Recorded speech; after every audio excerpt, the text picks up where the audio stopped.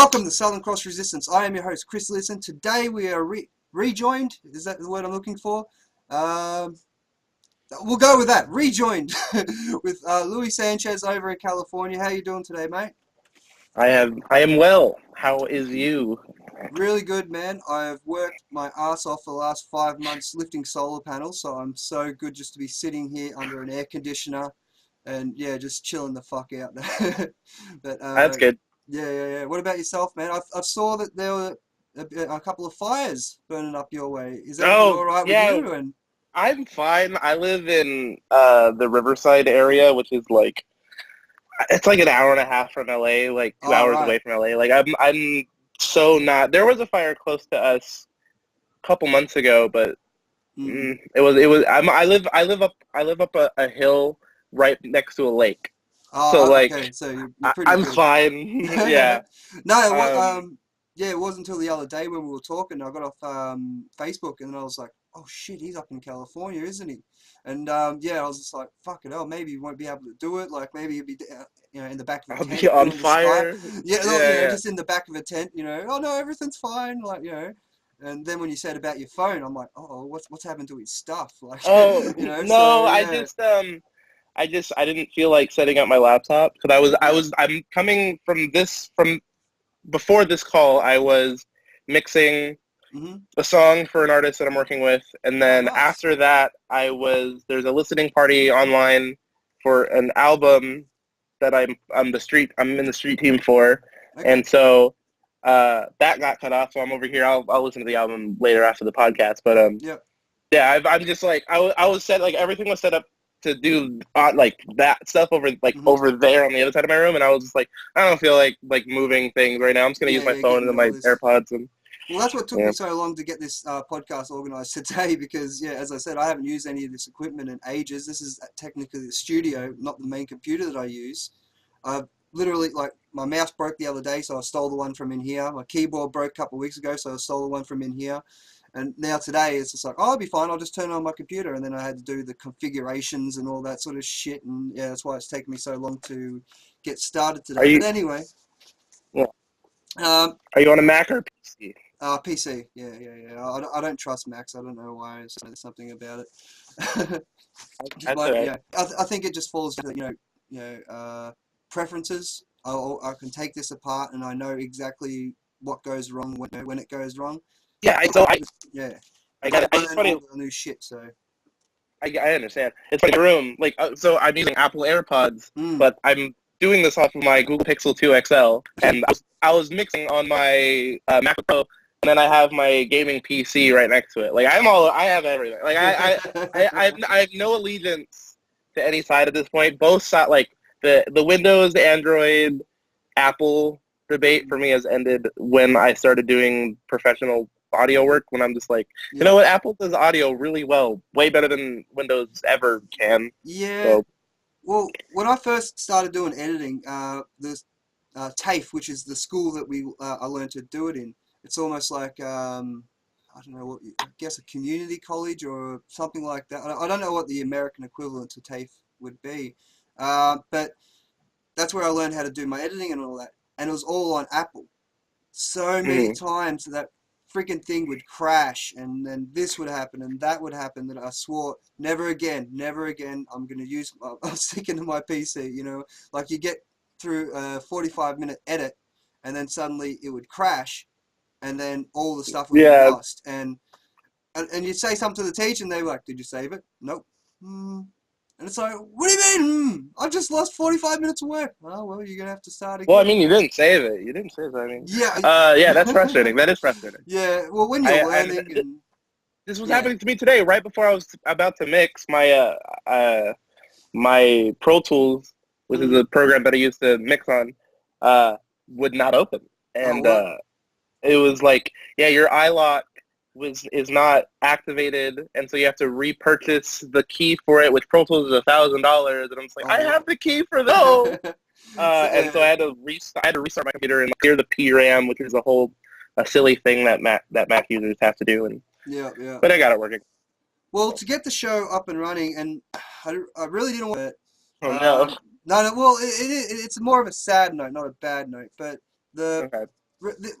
this week saw the passing of Stanley. Now, Mm-hmm. I really wanted. I had a bunch of Star Wars questions here, but I was like, no, that's how we did the last one. So I think this Yeah. time we'll try and avoid Star Wars.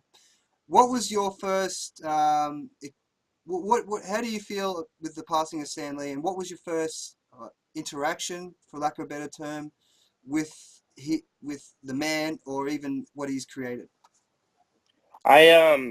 So okay, so yeah, the first question first, I guess. So I have been saying for the last like 5 years that like Stanley's gonna probably die this year, just because he's too old and That's so he's morbid, frail. man. That's It so is, but morbid. it's but not in like a bad way. It's not like I Yeah, wanted him to die. Obviously, it was more yeah, of yeah. just like he's like if I were to wake up one day and I see that Twitter thing, I'd be like, yeah, that makes sense. Like Mm. I wouldn't be surprised that a 95-year-old man died. You know what I mean? Yeah, yeah, Um, yeah, yeah. so I wasn't surprised that he died, Mm. and I wasn't even sad either because it was like, dude, this guy is a was a living legend. He Mm. completely revolutionized. He made comics cool. Yeah, Not single-handedly, but I mean, I yeah. Well, there like was Jack Kirby because and there's Steve some. Ditko and all those fellas as well. Yeah, But yeah, exactly. Steve Ditko and Jack Kirby, or Jack Kirby, yeah. yeah. But I some people like to criticize Stanley for like being a narcissist and try to take everyone else's credit. Which might be true. Maybe it was true. I don't know. Yeah. Definitely enjoyed being in front of the camera, and he admitted that like, yeah, I Mm. like being in front of the camera. I like being that guy. Mm-hmm. I think comic books needed a face, Mm-hmm. and like every other entertainment business and everything else in entertainment has like people that actors or writers or comedians or people that you could be like, that's the guy that represents this thing. Yeah, And yeah. comic books didn't really have that until Stanley was like, you know what, I'm just gonna sit in front of the camera and be that guy for everyone. And And so it's funny he didn't want to be that guy. Like, like I've heard him say in interviews how he was embarrassed. So what do you yeah, do? Oh, I write comic books. And yeah, to go from that personality to I don't want to tell people what I do, to instantly, you know what, I'm going to be the face of this thing. I yeah, think that just goes, yeah, it's shouts miles of what he's, the personality that he's like, you know what, screw it, man. If, no one's going to do it, I'm going to be the salesman. I think Kevin Smith said it perfectly. He's the salesman of comic books, like, yeah, for sure. like He's the Stan the Lee soap books, so yeah. And sorry, I cut you off. no, it's fine. Yeah, like yeah, like we were saying, Stanley just like it was nice to have a face for comic books. Like, Mm-hmm. I mean, I'm a young boy. I was born in 1996, so it's not like by Oh, the time I was Jesus. reading, yeah. By the time I was reading comic books, it wasn't like cool, but it wasn't weird either. Mm, It was just like, yeah, you read comic books. That's a thing that people do. yeah. And so the only reason it was made, not the only reason, but like one of the main reasons it was made to be not looked down upon was Stan Lee and Mm, making comics cool. Like, I mean, and it's interesting too, like knowing the history of like the important comic, like the mm, Fantastic Four comics, which is like his first. People like to say like that was yeah. the first like important Marvel comic. Well, He didn't want to. He didn't want to do it. yeah. Well, Like I think it was he his was wife told that by pushed him his into it. publisher. Yeah, it was his wife that pushed him into it. His Mm, publisher was like, yeah, we need to try to compete with the Justice League mm-hmm. and go write a team superhero thing. And then his wife pushed him because he didn't want to do like another happy-go-lucky superhero guy, Mm, Superman-like guy, and everyone gets along. Like the Justice League at the time was like everyone was just getting along, yeah. and it's just we're gonna go beat the bad guys like Super always, and best then we're gonna go friends. home. And Yeah. exactly, Yeah. it was super repetitive, and Stanley didn't Mm-hmm. want to do that. And so his wife is just like, you know what, just write it, do it, but do it the way you want to do it. Mm-hmm. And so he did. He made the Fantastic Four. It made one of the most like depressing comics ever, where you have the Thing who hates himself. The Mm-hmm. Thing, like, absolutely, like, I don't want to be this. And Mm, then you have Reed, who like didn't want to like, who feels responsible for everything, and it's just like it was such an like, and they bickered with each other all the time, mm-hmm. and it was very interesting. Weird change of pace compared to a lot of comics at the time. It revolutionized the industry for sure, and it gave Yeah, people a different understanding on what this is. It's like, no, these are real people. Like, we can tell real stories in the context of, no, these guys are just a family. You know what I mean? Like, yeah, the Thing's the big brother, almost the goth kid. You could, say like, Johnny Storm's the jock, and the other two are almost like the parental figures, like Yeah, exactly. yeah.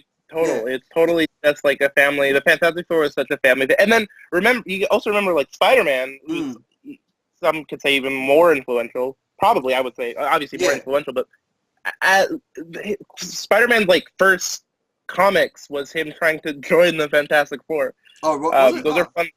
Yeah, I don't think his first issue. I don't think the first time you see Spider-Man it was that, but like his first. I think the first thing that I believe I might be wrong about, but the first issue called like the Amazing Spider-Man was him trying to join the Fantastic Four and then saying like, "No, you're just a kid." Kind of like what they did with with Spider-Man's movie with Spider-Man Homecoming, where he wanted to join the Avengers, and they were like, "No, go do your own thing, kid. Go be a friendly neighborhood Spider-Man instead." And that's kind of that's where they got inspired for the movie from the original comics. But instead of him trying to join the Avengers in the comics, it was him trying to join the Fantastic Four. Well, my first thing for Stan Lee was Mallrats. See, like, I'll make this, I'll come back around to this, but growing up where I did, like in Australia, a little piss-farty town, the only place that sold comic books was Target. And they didn't have an ongoing thing. Like, so I would get issue 2 of some story arc of the X-Men, but never get 3 and 4. I'd get like issue 5 of this story, but never get the previous ones or anything like that. And it sucked. Like, if it wasn't for the internet and me downloading, the comic books, I would have never caught up on half the stories that I read as a kid. But for me, it was more about the toys, and then years later, I saw Mallrats, and that's when Stan Lee showed up. Now I knew Spider-Man from the cartoons and Hulk from the original TV show and all that, and it was cool to be able to put a face to the name. Like, like it was always like, Stan Lee's the Hulk or something like that, and it was like created by, Stan Lee and stuff like that. And it's like, oh, okay, I don't know who the Stan Lee guy is. And I used to say, as a kid, Stanley. That's how I used to say his name. I never thought there was 2 different things. But it was Mallrats that gave me that first introduction to him. And here we go talking about Kevin Smith again. I don't know how I got from that to that, but yeah, I absolutely fell in love with comic books after watching Mallrats, if that makes sense. You know what I mean? Coming from a town where I couldn't actually buy them, so I'd go to the library and just start reading graphic novels and stuff like that. And that's when I first read Dark Knight Dark Knight Returns, and there was a Fantastic Four book that I never remember the name. But I've always been a DC guy, but being able to go to the library and read the Marvel books was more of okay, there's more shit out here. I remember reading Civil War for the first time, and there's a splash page. That's the thing. Yeah, there's a splash page of all the characters standing around in a room, and I'm just like, God damn, I'm gonna have to learn all these fucking people. I know. It's insane. Yeah, Civil War is insane. Yeah. Yeah, and I knew Captain America from the old fighting games, like the old Street Fighter versus Marvel video games and stuff like that. So it's kind of weird how I never actually read the comic books, but I knew Stan Lee through all the other mediums that sort of surrounded the comic book, if that makes sense. I know I'm probably ranting here a little bit. No, it makes sense. See, I was always a Marvel guy. Like some of my earliest comics but like I read comics on my PSP. So what I would do is the PSP had a comic book reader app, and so what I would do is I may or may not have downloaded them online and then moved them over to my PSP so I could read them like wherever I was. And so I read Spider-Man and Doctor Strange, and those are pretty much the 2 biggest ones. But Spider-Man and Doctor Strange is like mostly a little bit of like Captain America and stuff like that. But like it was mostly like Spider-Man and Doctor Strange. So like I like the Batman comics and like the other DC stuff like never really interested me as much as a kid. I was always like I like the mystical side of Doctor Strange. I've always like anytime I play a video game where there's like a wizard or a mage or a warlock, I'm always that. And I always like I'm playing Diablo 3 on my Switch right now. I obviously chose like I think the mage or whatever her name is. I think it's sorceress or I don't know. But I always fit the wizard-like character. And then I liked Spider-Man because it was like, Spider-Man did a better balance, I think, of mixing real life and comic book stuff, the superhero thing, better than any DC ever did. Like, DC, I feel like, always went a little bit too hard on one or the other. It was either over-the-top Super Friends, or it was just the 90s DC. Just like, everything has to be dark after The Killing Joke. Like, and The Killing Joke's amazing, obviously. The Killing Joke is, like, one of the greatest graphic novels of all time. But I'm saying, like, once that happened, we don't have to talk about that.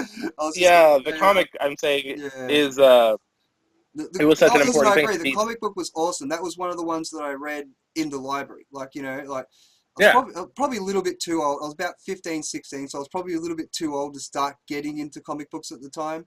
But I'd just sit there all day in, like, you know, like, we'd go swimming at the pool, because the pool was adjacent to the library. Like, it was one big complex. So I'd go swimming with my mates all day, and then they'd go, oh, let's go, you know, smoke cigarettes and all that. Yeah, I'll be there in a bit. And then I'd sneak off to the library. Like, you know, almost like, it's almost like, you know, a 1950s bathhouse for gay people, you know, when it comes to comic books and me and my mate, you know. It's like, I don't want people to know. I'm hiding this shit, you know. I mean, not to bring up Star Wars, but, like, that was me in, like, middle school, and, like, I'd, like, after school, I'd stay in the school library and read all the comics and the Star Wars books and stuff like that. But, yeah. It felt so weird to have to hide that stuff, you know, because I didn't want to be known as the geek, you know what I mean? I never played sports, you know. I pretty much worked on computers my entire, you know. I like to write stories by myself. So when it came to hanging out with me mates and that, it was just watching horror films and, doing that sort of stuff. But I didn't want them to know that I also had this other sort of side to me where, you know, I'd sneak off and read comics. Damn it, I lost my main train of thought on that one. I don't know. I think we're just kind of reminiscing about comics and how important Stanley was for being who he was. And, like, I mean, I mean, outside of one of the like, okay, so Infinity Gauntlet, like the comic series. Have you read Infinity Gauntlet itself? I started reading it, but then I read it around about the time that World War Hulk came out, and I was like, "Ooh, what's that?" When was that? Oh, that was like 2000, early 2000s. Like, I can't remember, but or maybe it was just that World War Hulk just came to my attention at the time. I'm not 100% sure. It was one of the two. It either just came out or it just came to my attention. And I just remember, I was like, oh yeah, I'll get back to Infinity Gauntlet. Like, I remember the snapshot, which happened very early on in the book. I think it was like it's the first comic that happens, and it's like halfway through the first one. Yeah, and so I think I got into the second, maybe third issue. Then I started reading World War Hulk, which is an amazing fucking story. I love World War Hulk. Which I think they butcherized in Thor Ragnarok, but that's neither here nor there. It's not the anyway. Again, I'm getting off track. If I get off track, just, you know, if I can just yell at me, because I have a tendency. Reel you in. Yeah. Oh, hey, you know, stop talking about blah blah blah. But anyway, so I lost my fucking train of thought again. Infinity Gauntlet. So I never actually finished Infinity Gauntlet. Yeah, see, there's my long way around to saying no, I hadn't finished the book. So anyway. Yeah, the point I'm saying is, like, that wasn't it wasn't a Stanley creation. Jack Kirby wrote Infinity Gauntlet. But he influenced the book. Exactly. Well, like, one of the coolest things Infinity Gauntlet did, like, introducing, like, Adam Warlock, and, like, not introducing Adam Warlock, but making Adam Warlock important. And just, like, having all these characters, like, I would say that if you're listening to this and you're not a comic book reader that much, or you watch, maybe you've seen a couple of the Marvel movies, you know, whatever. If you haven't, like, read any of the comics and you're like, I've been thinking about reading the comics for this, just read Infinity Gauntlet. It's like, it sounds daunting because it's, you know, it's kind of like Civil War in that it's just you thrown in with all these characters, but it's nice because half of them die really early on. Infinity Gauntlet does a very good job at, like, it's like, oh, here's this character he's doing his thing, and then this happens, and then it moves on. Like, you don't, it doesn't dwell on it like kind of like Civil War does sometimes, where it's like if you don't know this character, you're lost on the lore and stuff. It doesn't do much of that often. And Infinity Gauntlet is such an easy read, and it's really, really good. I recommend Infinity Gauntlet to anyone because most people actually haven't read Infinity Gauntlet. But it's really good. Do you think that they took a lot of elements from that, but do you think they're going to take more and add it to Avengers 4, or do you think Avengers 4 is going to be its own thing? So I honestly think there's going to be elements of time travel and stuff like that. I really do think they're going to add different sort of, just to sort of wind up the Snapchat. So I think they're going to do some stuff. So we left off with Ant-Man in the Quantum Realm. We're left off. We know that, and then we know Adam Warlock. We know he exists in this universe. We see him at the end of Guardians, or we see the capsule at the end of Guardians 2. So we know that. I was about to say Guardians 3, but that doesn't come in. Anyway, sorry. Yeah. It doesn't count. It won't count. But yeah, we see the capsule for Adam Warlock in Guardians 2, but may or may not come out. I don't know. I think it'd be a little jarring if they introduce Adam Warlock in that movie. I have a feeling if they're going to do Adam Warlock at all, we'll see him in Captain Marvel. And then, speaking of Captain Marvel, we have Captain Marvel, and so he will probably be important. But that's set in the 90s, man. Like, and technically Warlock hasn't been created yet. I mean, but they could do like they can easily do like a time. They don't have to post-credit scene, time jump type of thing. Yeah, they can do like 2 post-credit scenes or something, like, one after the first credits and then one at the end credits, and maybe the first credit is like relating to Captain Marvel in the present, coming back and like, okay, it's time to go. And then maybe the other one is the present with Adam Warlock or something. Like that's something they could do. My point is, if we don't see Adam Warlock in Captain Marvel at all, we're probably not going to see him in Avengers 4. But I think it'd be really, really hard for most people, because like everyone watched Infinity War. Every human watched Infinity War. And I've seen it 5 times. I've seen it 5 times. It's my favorite. Infinity War is now my favorite comic book movie ever. That moment it is fantastic. Everyone's hearts turn to the dust and all that sort of stuff. That where Spider-Man's like, I don't want to go. I was like, hey, ripping off Doctor Who here, but okay, I'll let you slide. Yeah, they totally are. Yeah, and then no, honestly, I think the scene that got me. Okay, so like the whole movie got me, but like I think the thing that like really solidified that movie as much as it did for me was the final scene, final scene with Thanos. You should have gone for looking upon. No. After that, after when sitting on the in the house on the I don't even know what planet. I think that was what's her. I've heard that's the Mind Stone. That's Gamora's. I thought that was Gamora's planet. That's what I thought. Because I think it was. No, I've heard different theories online that might be the Mind Stone, and he's sort of connecting with Gamora through that. I'm not sure, but I know the scene you're talking about. Yeah.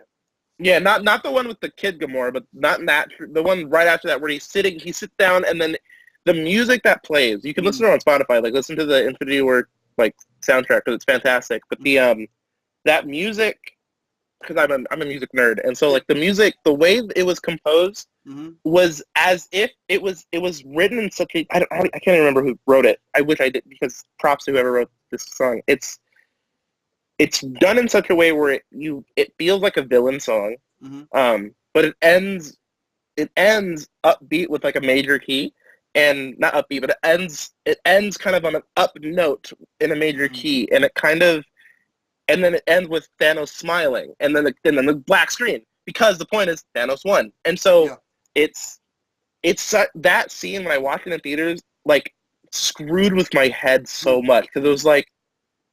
You just made a movie where the bad guy won, and then you ended it where it's here it's different than Empire, because Empire ends with like kind of the somber song, like it's more of a hopeful somber thing, like it still and it also ends with the good guy, like the final scene is still with the good guys and stuff. True. And this ended with the bad guy, and it ended with a music that makes you not really know what to feel, because it's like. It's almost like it was that music belonged to someone else, but because Thanos was the true main character of this film, it's only and he accomplished his goal. It's only appropriate that he gets a song like that. And so ending that movie with that scene, with that music, like, broke me. And I was just like, this is insane. This is an insane film that, like, no other movie that I've seen has done this. I remember, especially a comic. Yeah, I remember sitting in the theater, and when they did, like, boom, hit, fade to black, Avengers Infinity War title comes up, the whole crowd around me was just like, what?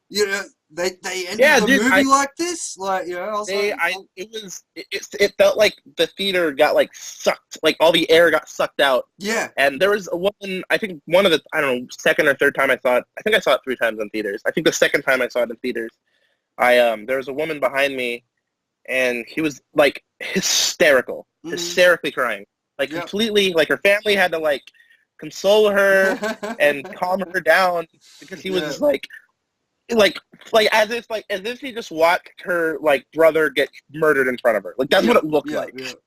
Well, people have emotional connections to these characters, and it's exactly what Stanley created. And I'll tell you a bit of a funny story. When we were walking out of the theater, it was me, me mate, my old man, and me mate's girlfriend. And I was like, there's one thing I'm a little disappointed in. And he's like, oh yeah, what's that? I was like, well, I'm a huge, Agent Coulson fan. Where was Coulson? Like that. And before, me mate could say anything, this dude, random dude, never spoke to him before, just simply walks past me. He's like, Coulson's dead, dude, get over it. And just kept walking out the theater. I mean, have you seen the show? Have you seen the show, the Shield show? I love Agents of Shield. Yeah, that's one of the reasons. You do. Okay, yeah. This is one funny. of the reasons I asked. Yeah, like, I should talk to my co-host about this, because I was talking to him about Shield a couple podcasts ago with my co-host on my podcast, and we're talking about it, and we were like, does anyone watch Shield? Like, and so I was saying is like, yeah, like, I don't watch it, but I'm aware of what it is. It's like X-Files for superheroes. It's pretty much what Agent Shield is. It's an interesting type of show. It's not my kind of thing, but I get it. I understand why people like it. I absolutely fell in love with it, man. Like, I'm a huge But there's like 3 too, but I feel like there's 3 people that watch the show. Sorry? Oh yeah? Yeah, that's how I saw it. Yeah, I never really looked at it like a superhero X-Files, but yeah, no, that makes complete fucking sense now you say it like that. Like, yeah, because I as a kid, I used to love X-Files. And every time it was on, me and my sister would just absolutely go berserk, that theme music and all that. And I remember my old man was just like, I don't understand. Like, he'd try and get into it, but he's like, when's That's how I am with X-Files. Yeah. I've tried to watch it. I'm not into like Monster of the Week very often. Like, I love Monster of the Week. Yeah, sorry. Yeah, I feel like we talked about this last time we did this, or maybe I don't know. I don't know, whatever conversations that I have. Get like lost in my head, and like I don't know who I said this to when and where. But yeah, no. Shield is interesting. Have you watched Agent Carter? Carter, really good. First season is a great companion to the first Captain America movie. Like, what I never watched that show. Oh, really? That's a show I know nothing about. I remember when it was on, and I was like, why did they make this? Well, it feels like almost like a sequel to the original Cap story, but it's also about someone who's dealing with grief, and that's what it is. It's the Agent Carter character dealing with the loss of Steve Rogers, and still being under his shadow. You know what I mean? Like, people assume, oh, you're only here because you were, Steve Rogers' woman. So what the bloody hell? What the hell are you? It's a little bit of identity politics or whatever there, but it really works in this show. It's about her coming to her own. I'm totally okay with feminism in things where feminism is appropriate. The 1940s. Are we allowed to talk about feminism back then? I think so. I think it's fine. Yeah. I think back then it was, it wasn't great for women. So yeah, sure. I'm okay with it. I didn't want to go down that angle, but I really loved the first season of Agent Carter. The second season feels like it was setting up Black Widow, and I don't want to spoil too much, but yeah, there's a whole Red Room subplot to it, and there's a character in it who may or may not be the first Black Widow. Yeah, it's very, very interesting. All right, But I won't check it out, but oh, it sounds interesting. dude, I'm just too busy. yeah, no, fair enough, fair enough. It's only I'm like 10 reading. episodes, man. So I'm I'm reading. I've picked up another two books. Okay, because I mm, think last time I was on the podcast, I think I was reading 5 books at once, and now I'm okay. reading 6. Oh, Although I took off Gulag Archipelago, uh, and I'm waiting for because next year, I guess we can just jump right into the whatever politics. That comic books are cool. Rip Stanley. All right. Yeah, next year yeah, anyway, yeah. I Sorry.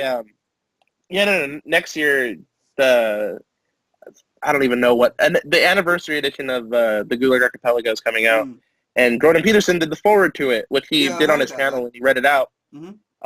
And so which is like it's a shame how like many people don't know how big of an honor that is. Like the Mm, Gulag Archipelago is it's a very important book. It yeah, brought down the Soviet Union. Like yeah, that that's book it. came out, and then within a decade, the Berlin Wall fell. Like Well, I've got the it's. Gulag Archipelago up there, and I haven't got around to reading it yet, only Do because you have the abridged version or the full the 3 volume 2,800 page version? think it might be the abridged version. No, Yeah. I might gonna have to go download the other, download, Don't go out and buy don't. the other one. So here's the thing. Mm, I didn't know this at first. So because I'm the kind of nerd that like when I hear a bridge version, I'm like, no, I want to do the full thing. I want hmm. the full experience. Yeah, that's what I was Um, just thinking. Yeah. and then I found out the full experience of Gulag Archipelago is 2,800 pages of very small fine print, Oh, and really? Oh. it's very very descriptive. Every page Mm, is meticulous of like here are the people that did these things, and here is what each people and but that like a chapter will be like not even a chapter, but like a section of the book will be like, all right, here's this person. We're gonna mm-hmm, explain everyone that this person was involved with and everything this person did and how it affected all these people mm, and then like references to like stories and testimonies from personal people that like got like these experiences from this. It's so meticulous that it gets to the point where it's like I don't know what's happening anymore. Like I can't follow yeah. any sort of narrative structure because it's too dense for my dumb brain. Well, I And felt a then I little bit found the out. same way with None Dare Call a Conspiracy, which is a fucking terrific book. But the only problem is I don't know half of these people because it was written in the 1970s in America. Like, yeah, I know, Henry Rockefeller. I know certain names that they mention, but I don't know who was the vice chairman of architecture in the 1970s White House. Yeah, that's how Gulag Archipelago is. It's very Mm, much just like, all right, here's the director of this gulag, and then let's talk about the person that hired him, and mm, let's talk about the Communist Party and the people in that party, who like protest or whatever, like bargain their way to get this politician up, mm, and then that politician's money, and then follow the money trail of it's just like it's so in depth and in detail.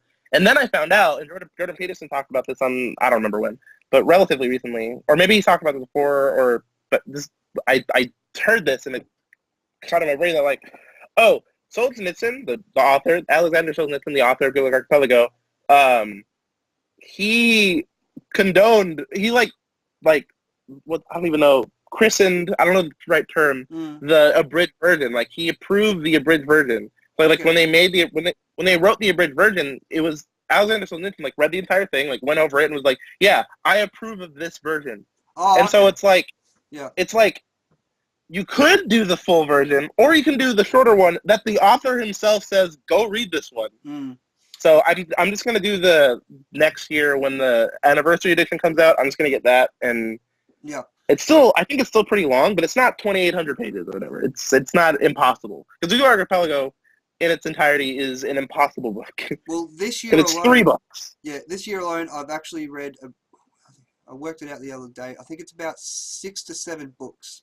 Like Nice. yeah, and a majority of that is because I'm sitting on a bus headed to work, which is about a 45-minute drive there and another 45-minute drive home. So and a lot of people are like, I have that. It's not here. That's the one of the book that I was getting around to. That's one of the books that I was reading, and I I'm just finished it. still not. I'm still not very far in. And yes, my bookmark is a stick of RAM, by the way, because I am a nerd. And mine was but yeah, mine was a Domino's I'm pizza voucher. I just folded the nice. bastard up and just stuck it in there. But anyway, I'm still on rule 2. Like I'm just too busy with work and other things. He I'm actually writing. gets into Superman a little bit. I was actually quite surprised that Jordan Peterson was writing about Superman. I can't remember what rule it is. It's towards the end of it. It's 8, 7 or 8, one of the two. But yeah, he actually starts talking about how Superman is an overpowered figure and stuff like that. And you know, what I found interesting about the book is where he starts talking about his friend Chris. And well, yeah, Chris. I was just like, you know, but doesn't end very well for this fella. Of course, he hasn't used his real name and all that sort of stuff. But I found that more humanizing. Like, I did enjoy the book. Don't get me wrong, but I felt that there needed to be more stories about that. Like, you know, about more real human stories. You know what I mean? So you could sort of relate these rules to a real life situation. I thought that out of everything, that's what it was missing. And he's a professor. I sort of agree with something that Owen Benjamin said, that he's not a very great writer. I mean, you go from someone like Clive Barker, who's superb. Like, you know, like you love music, so you know, for you, music is the thing. For me, it's the written word. I love writing stories. So I mean, it's not like writing's not my thing. I'm writing. I mean, we can get into this too if you want to, but I'm attempting to write a sci-fi trilogy. Nice. We can get into that if you want, but I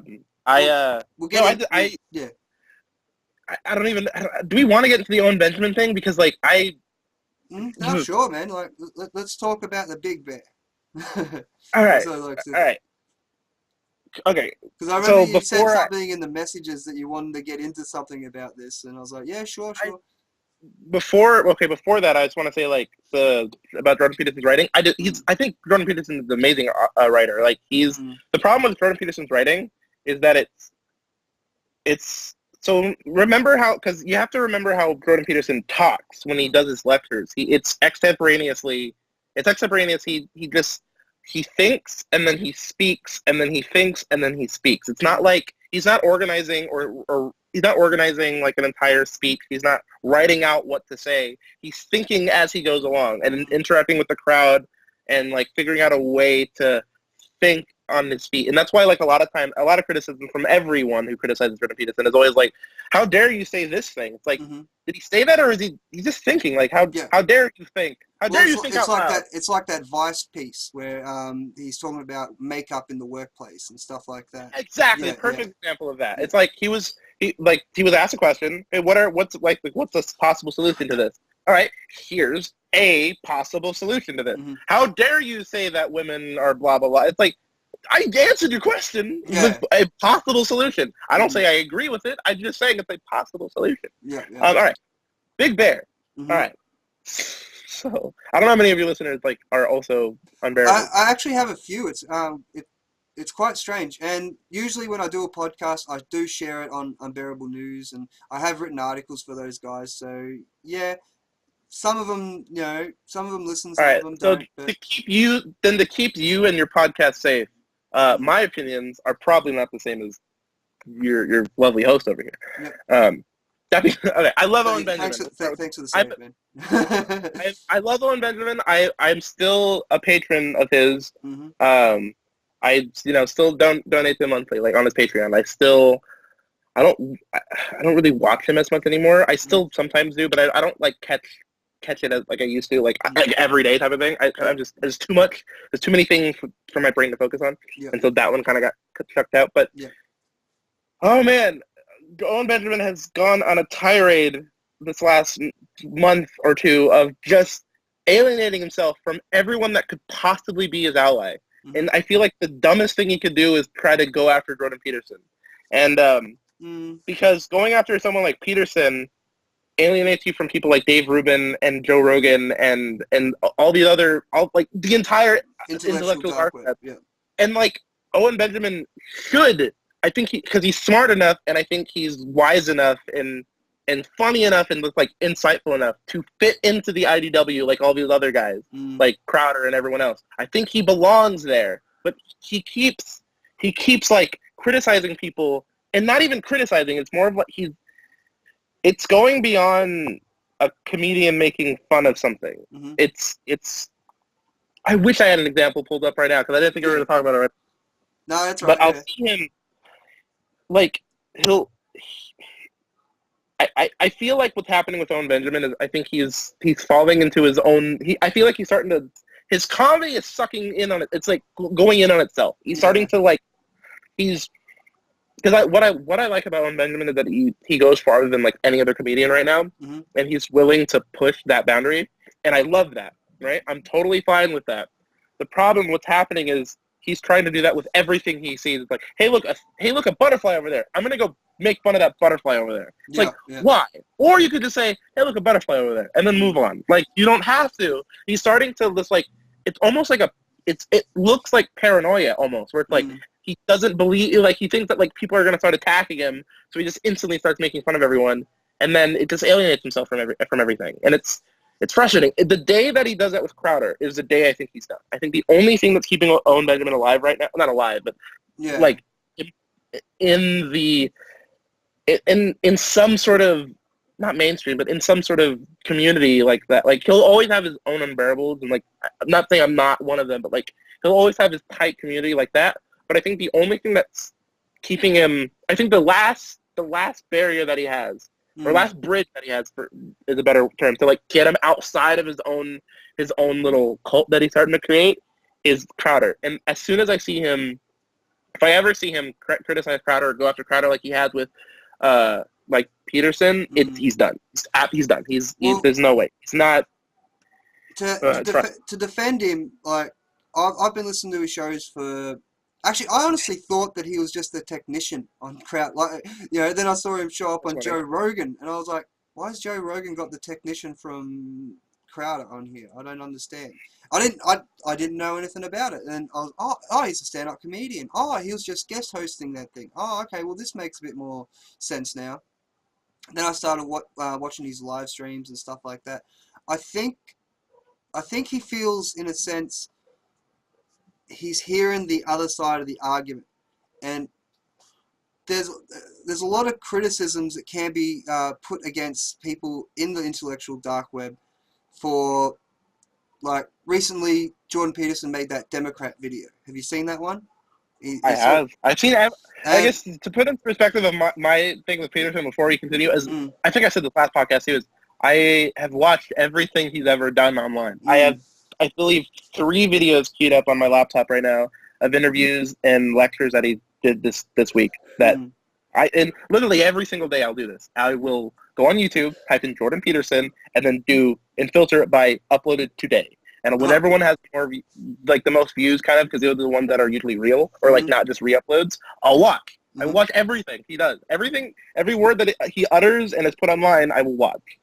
All right, so I just feel that he is leaning too far left, and when he came out with that Kavanaugh thing about how before we go to the how he had to before we go to the Kavanaugh thing,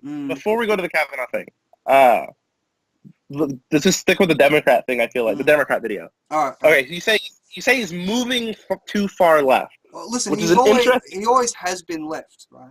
I agree with that. Not he's always. It's not. It goes deeper than he's always been left. When he was, I believe, like 14, he ran for the Socialist Party in his province. Yeah. He wanted to be a socialist politician. Like, he's always been left. It's never. He's moved. Here's what I see as Peterson. I don't think Peterson moved right. I think he always stayed left. I think he moved out of politics. And like, if it's the left-right right, he went outside of it, and he's trying to. And he said this too, and I mean, it makes sense. He's trying to. He looks at the political atmosphere from a psychological and philosophical and theological perspective, because he thinks it's a way more important and meaningful level to argue on than just the simple left-right paradigm. Yeah. And so when you say moving too far left, it's like he's not moving anywhere. He's not moving. He's outside of this. He's not in it. Like, and okay. So the Democrats. So, yeah. Okay, yeah, you go. No, sorry. Just that.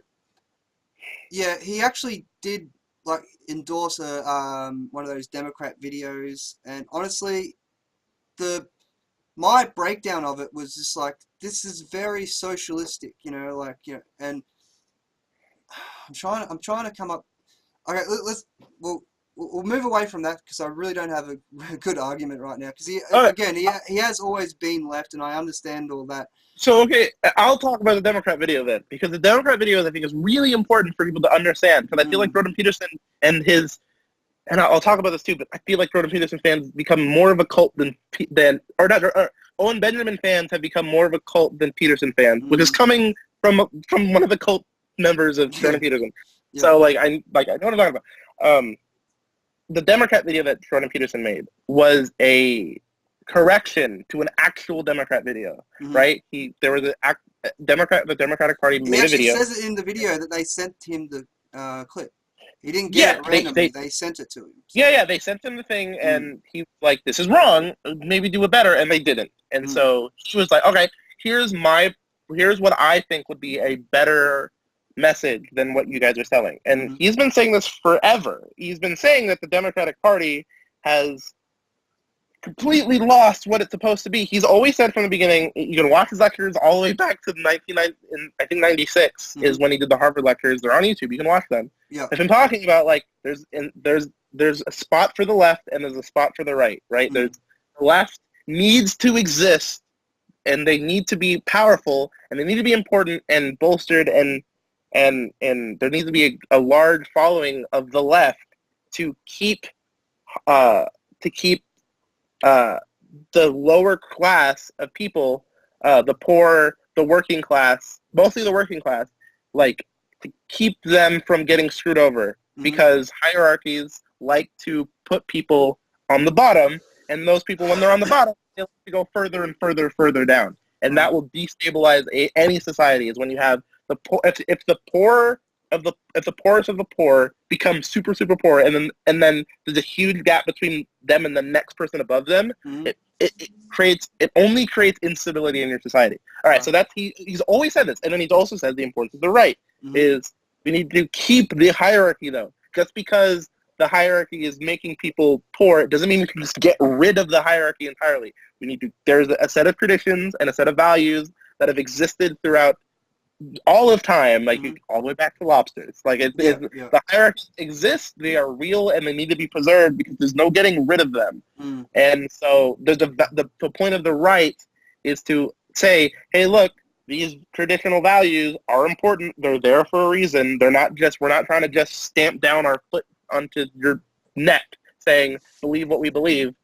So, like, I don't know. When I see people like Owen Benjamin and his fans criticize Peterson for like look at him, there you go, he's admitting that he's on the left. It's like, no, he's just making a video saying, hey, this is the left, maybe get better. Like, he's done this with the right. He said this all the time. He's like, hey, right, maybe stop worrying about nationalism and ethno-nationalism specifically and worry more about like individual responsibility. He did this last year or at the beginning of this year. He went to a bunch of conservative party members in Canada and talked to them and said, hey, you have something to sell young people. You can sell them responsibility. And I don't think any of them listened, but he went to conservatives in Canada to say, hey, maybe do something. And so that didn't work. So he's like, all right, maybe I'll go to the left in America and say, hey, maybe do something. And so I don't see him moving anywhere. That's just him saying, maybe it's place for both of them. Yeah, I understand that argument, and I've read the book, and he makes a good argument in that. I feel where my strain, I guess, when it comes to Jordan Peterson, and I do this with everyone, man, like, you know, it's a pressure test, you know what I mean? Like, how well can these ideas stand up to scrutiny?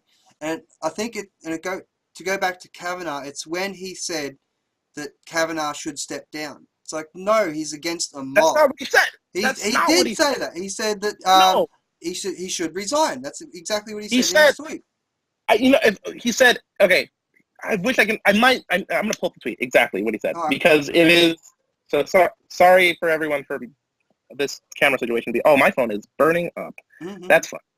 Oh god, my phone's made of metal, so this is just not fun. Jordan Peterson, Kavanaugh tweet, yeah. Because like I need to see exactly what he said. Notes, no, not notes on my Kavanaugh tweet. I want to see the exact quote. Unless maybe you can pull it up before I can. Oh yeah, yeah. If I start messing with things, and I'm gonna lose stuff, so I think I'll just leave it. Okay. Give me. Here you got it. Right. I got it right here. It's this position is okay. So it started with. I'll read the entire. It started with Brett Weinstein of my position on the Kavanaugh confirmation. Both outcomes are completely unacceptable, and it goes on this long thread of Brett Weinstein saying both outcomes are probably bad. And then Eric said, his brother Eric Weinstein, who's also a genius, said, this position is held in varying forms by nearly everyone thoughtful with whom I'm speaking. What divides these folks is which way to break the symmetry, but honest people see deep reasons that both outcomes are not healthy or workable. We need a genius healer we just don't have. And then Jordan Peterson responds, if confirmed, Kavanaugh should step down. And then there's more to that, and I can't see where it is, but god dang it. Why isn't it showing more? He responded more of this. Well, that's what I've read. It's going to take too long to find it. Yeah. But I know there's more, because what he was saying, he said after that, he was like, it wasn't literally if confirmed down, it was more like, all right, here's what we should do. We should have him maybe a possible solution. And he explained this in his post after he puts it on his blog. Have you read that? No, I haven't read. No, I don't read. Okay, so on his blog he explained himself a little bit, and I'll explain a little more after, because he said it's like maybe Twitter's not the best place to be talking anymore, and so he's trying to use his blog more, because Twitter is just a hard place to flesh out. It's hard to get a thing across in 18. How many characters in Twitter now? It's like 18. 240. Yeah, it's hard to get something across in such a small window. So yeah, I understand doing a blog, but yeah, his main point wasn't just the one that I heard. Yeah, his main point isn't just if confirmed Kavanaugh should step down. It was more of like, and you can again see this in his blog. I swear there's more tweets and I can't find it. I remember reading it when it was happening. It was all right. So we have the left saying one thing, and hey, what happened? Oh no, my dog just came in the room and came under my table and scared the shit out of me. Got it. He was saying the left is saying one thing, like if Kavanaugh is confirmed, or the left is saying Kavanaugh should. 1 sec, mate. Yeah. Got a lighter. Thank you.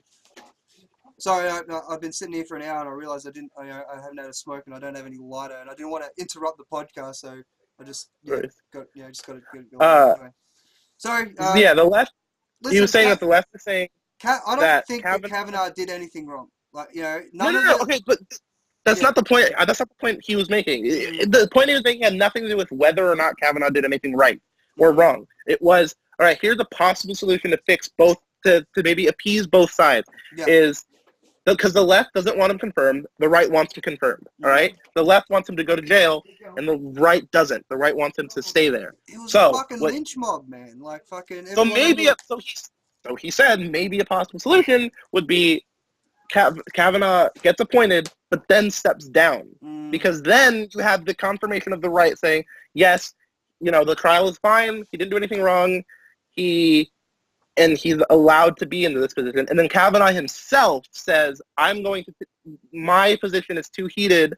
I'm going to leave this position because of the controversy it causes the country in how it's dividing people. That's a possible solution. Yeah. That's what he said. Again, remember how he said, we were just talking about this right before this, how Peterson likes to say stuff like this. He'll say, he won't say like, this is this. He'll say, this is a possible solution to this. Right. The Vice interview is the same thing. I'm not trying to hate on Peterson at all. Like, I still admire all the work that he's done for, helping people. Like, if it wasn't for, I'm not going to say if it wasn't for Jordan Peterson, I wouldn't have got the job that I did, because that was all on my back, But at the same time, it did inspire me to do certain things, which eventually led to getting that job that I I just finished up.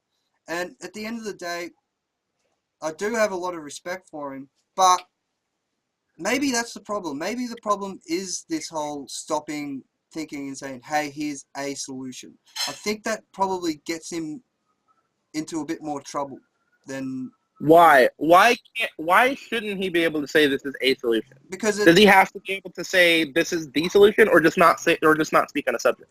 If he's asked the question, or he feels like he should speak on a subject, why is it so wrong for him to say, "All right, here's my 2 cents"? Well, look, I'm not saying that, but I don't know. Yeah. See, now I'm doing the Peterson thing. I'm stopping and it's funny. My thing is like, and I talk to a lot of unbearables about this and other people who critique Peterson is they haven't been able to explain they'll be like, yeah, that Vice interview was terrible, but then they'll say but here's a bad thing Peterson did. It's like it's the same exact situation, 100%, no doubt about it, same situation. Why are you okay with one and not okay with the other? It's super inconsistent, and I think the only reason that it's happening, at least for the rights right now and like the Owen Benjamin side, is because Owen Benjamin decided to go after Peterson, and now everyone's falling over. But there was a lot of people on the unbearable side that weren't on board with Peterson from the word go, and he and Owen Benjamin would defend him, and I think that's what it is. I think when you defend someone so much to the point that I'm trying to think of a personal example, but we've all been in that situation where we've defended somebody at a party or something like that, and it turned out that you were in the wrong or something like that. Yeah, I understand. I think that's what it is. I think it might be in a sense of betrayal. Not. It's a sense of betrayal. It's a sense of betrayal, but it's not warranted. Okay, look, I'm totally okay with being skeptical of anyone being skeptical of Owen, Crowder, Shapiro, Peterson, anyone. Yeah. Of like, hey, I agree with everything they say. Wait a minute, why do I agree with everything they say? Maybe there's something weird here. Like that. It's totally okay to say, let me stop and think about what you're saying and see if it holds any water. The problem is when every time I try to push people to like say, okay, what exactly is wrong with what Peterson is doing? No one is able to say exactly other than, yeah, but yeah, like it's hard to find any, like I said, I'm a self-proclaimed, I am obsessed with Peterson, right? I'm not, I'm obsessed with his ideas and watching what he says and reading about him and you know what I mean? Like I'm obsessed with watching his stuff. Yeah.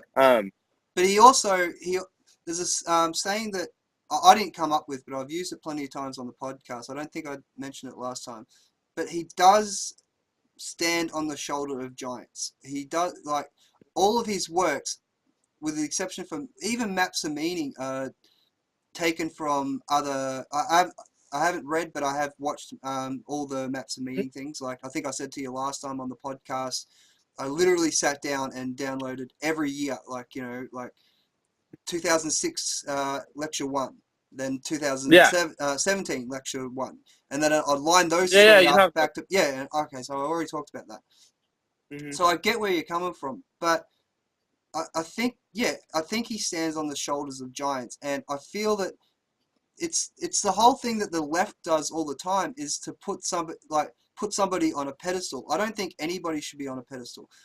Alex Jones said it perfectly when I watched him years ago. I was very skeptical of the guy. The only reason I started watching him was the Zeitgeist stuff. Have you ever seen the Zeitgeist movie? Check it out. It's interesting. It's what started me on this journey, for lack of a better term. Went that Luke Radowski, Adam Kokesh. You heard of those guys? But one thing that Alex always said is like, don't trust me. Just look at what don't put me on some sort of pedestal. Do your own research. And I think that's where people are faulting, is that they're putting Peterson on. Yeah, he's standing on the shoulder of giants, and it's weird with Peterson because he has said that he always talks about all the time, like, these aren't my ideas. I'm simply relaying things in like a more modern way for people today to understand these ideas from millions of years ago. Like that he said that all the time. Like yeah, he even said like, you know, like if he says like, go look at the research, go look at it yourself, and it will say exactly what I'm saying. Just go look at it. The cult of personality, I think, is the problem. You know what I mean? Where I don't disagree that there are. I don't disagree. Okay, look, I understand there are people. There's a problem. There's definitely a. I'm not a fan of cults. You know, it's the defining feature I feel like of a cult is lacking with Peterson, and the whole he's not trying to sell you anything. I mean, he's trying to sell you his books and his online, and you know what I mean. But it's not. But it's not like. My right attempt as a joke there. But he's a writer. It's like, how dare this writer try to sell his book? It's like, he's not trying. Everything that he's selling is transparent, and it's not wrong. Like it's not like it's not snake oil, if that makes sense. It's not. He's not trying to trick people, and there's no evidence that he's ever tricked anyone. But he is. But I think the mistake that people make again is that the cult of personality, and they believe because they hadn't heard these ideas before that they're his ideas, and I think that's where the main problem comes in. Again, like I'm re-saying what I said before. It is a cult of personality that does surround him, and I think that's the main problem, because he is again standing on the shoulder of giants, and people assume that these are again. I sound like I'm just repeating myself. I know, yeah, you're right. You're right. There are people who say that these are his ideas, and I've said that. I don't mean it, and I need to be more careful with my words, like Peterson. Yeah. And I think a more accurate description would be like I am obsessed with the ideas that Peterson says, like the idea that Peterson espouses. Yeah. Like I think that's a more accurate thing of describing how my thoughts on the guy. I don't care that much about Peterson himself. Like he's interesting. He's a quirky guy. He's a very quirky guy. I just learned that he, I guess, knows how to play piano, which is fascinating. Really? I don't know that. Oh, yeah, okay. It makes sense, but all of his artwork that he has in his house, like the Soviet Union stuff, and it's just like even that, like when I remember Owen Benjamin, like I think it was this week or last week or something, he was like criticizing Peterson for having Soviet Union art in his house. It was like, but he did make a good point by saying that if he had Nazi paraphernalia all over his house, then people look at it differently. Socialism is not that far from fucking that. Yeah. Fair, but I mean, this is a whole other topic of like why people are okay with communist stuff and not Nazi stuff. Which I'm not saying it's okay to be okay with communist stuff and not Nazi stuff. But the social fabric has already made up its mind as to what's acceptable and what's not. And so, if you were to just put up Nazi stuff because you're interested in it, yeah, I can agree with you and be like, yeah, that's fine, but like no one else will. Like no one else is gonna look at.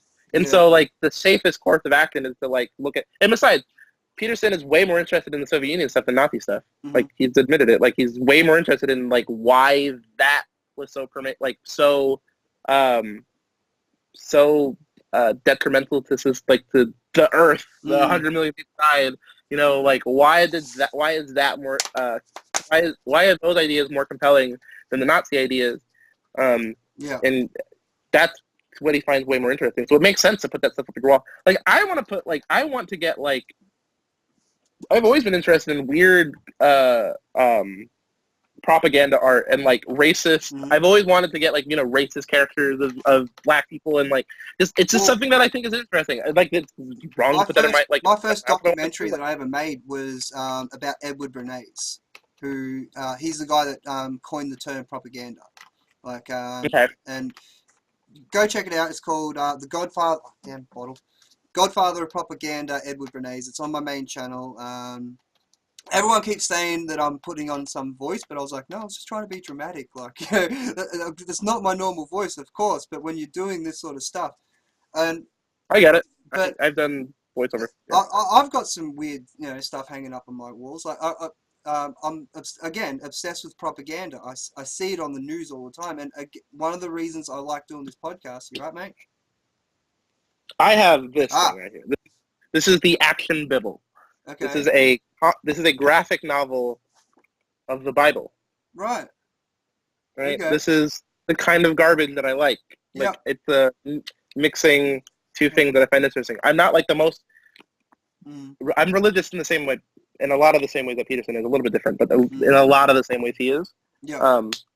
And so I'm interested in religious stuff. Like I'm thinking about getting like a cross tattoo. Like because I'm interested in this thing. And so like I feel like people like Owen Benjamin and his cult followers are like missing the step of maybe he's interested in these things. Weird idea. Like, well, getting back to that, and I guess I'm like sort of backtracking a little bit, but I do understand what you mean, because I have a poster, again, going back to my idea of propaganda. One of the reasons I started this channel was because I just saw it all the fucking time. Like, weapons of mass destruction, that sort of fucking garbage really fucking set me on this course. And I have a poster up in my room, and it's an American propaganda piece. And I think it's from World War II, because it says, and it's giant Nazi holding up a baby with a giant over-exaggerated mouth like that, and the title reads something like Nazis eat babies, it's a fact. And it's just like, yeah, I don't think any Nazis actually ate any babies, but okay, but that's what. So I can be like, I've had a lot of fucking people come around and be like, why have you got a Nazi guy up on your wall? And it's just like, oh no, and having to get into the explanation. So maybe it's just a talking piece to him. So when people come and visit, they can, well, what's all this about? Well, that's about, and then sort of get into everyone. I've seen like interviews of people who like been to his house, and people like it's a weird place apparently. Like there's a lot of weird carvings. Like the entire structure of the house apparently is just weird, and he's a weird, quirky dude, and so his house is also weird and quirky. I don't know. It's just it's going back to, I think it's this Owen Benjamin trying to push buttons where he doesn't need to. No, I honestly, like, I feel, because a lot of these criticism that I'm seeing of Peterson from people on the right, it's all stemming from Owen Benjamin. It's like all of it. Like I haven't like most.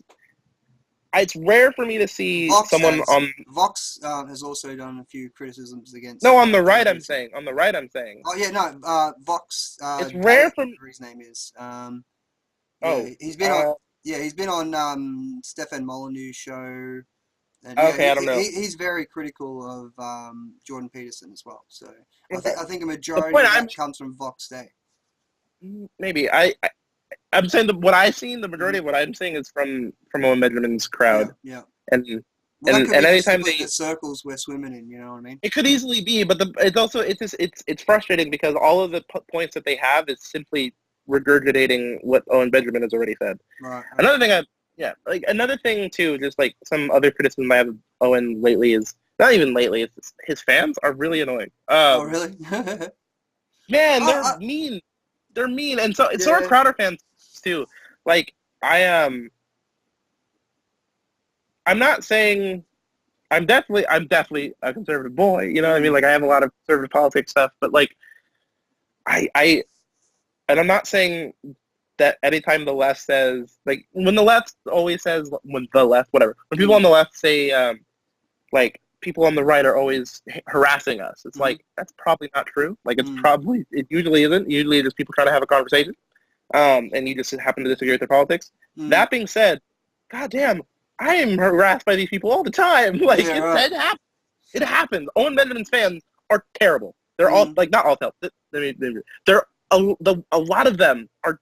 Like, I'll see Owen post something. I'll say maybe you're wrong, Owen, or I'll post something, a disagreement that I have with Owen, and then I just get completely reamed by his fans, and not even trying to come at my points. It's more of just like attacking me, and it's very interesting the way it could be again, like we said before, the whole cult of personality, and that might be happening around Owen Benjamin to a certain degree. And you can't. I don't think you can judge a person on his fans. Like, I'm not judging Owen by that when I'm just saying his fans are frustrating. yeah, okay. Well, yeah. Listen, I love Owen Benjamin. Like, I think I started. I'm still giving him money every month. You know what I mean? Like, I'm still supporting him. I still want him to continue doing stand-up and working with Crowder and doing his live streams. Even if I don't watch all of them, I still want him to do well. I want him to succeed. Yeah. I think he's talented and smart, and I think he has a lot to say and valuable comedy that is missing from comedians lately. Even Joe Rogan, his last special. I like Joe Rogan a lot, but his last special was not great. Or not as great. Which one was that one? Triggered. Was that Triggered? It just came out this year. No, the one that came out this year. Triggered, I love. Triggered is one of my favorites, ever. Yeah. This one this year was very much toned down, and I don't know why. Maybe I think I saw it. I'm trying to think of the name of it. It's on Netflix. It is on Netflix. I don't remember the name of it, but anyway. Regardless. Yeah, and another thing too that I'm noticing, just more of Owen's fans, is this. Guys, if you're listening, Owen fans, if you're listening to this, Unbearables, if you're listening, stop trying to imitate Owen's comedy. You are not good at it. No one is as good as him. And so when I see people try to go the over-the-top offensive, it just comes off as you being a dick. Like, it's not funny. It simply isn't. Don't try to imitate another comedian's style, just in general. But when you're doing it with Owens, it's even worse because you're just making yourself look terrible. Because Owen Benjamin's comedy is supposed to be that way, but he's smart enough to make it funny.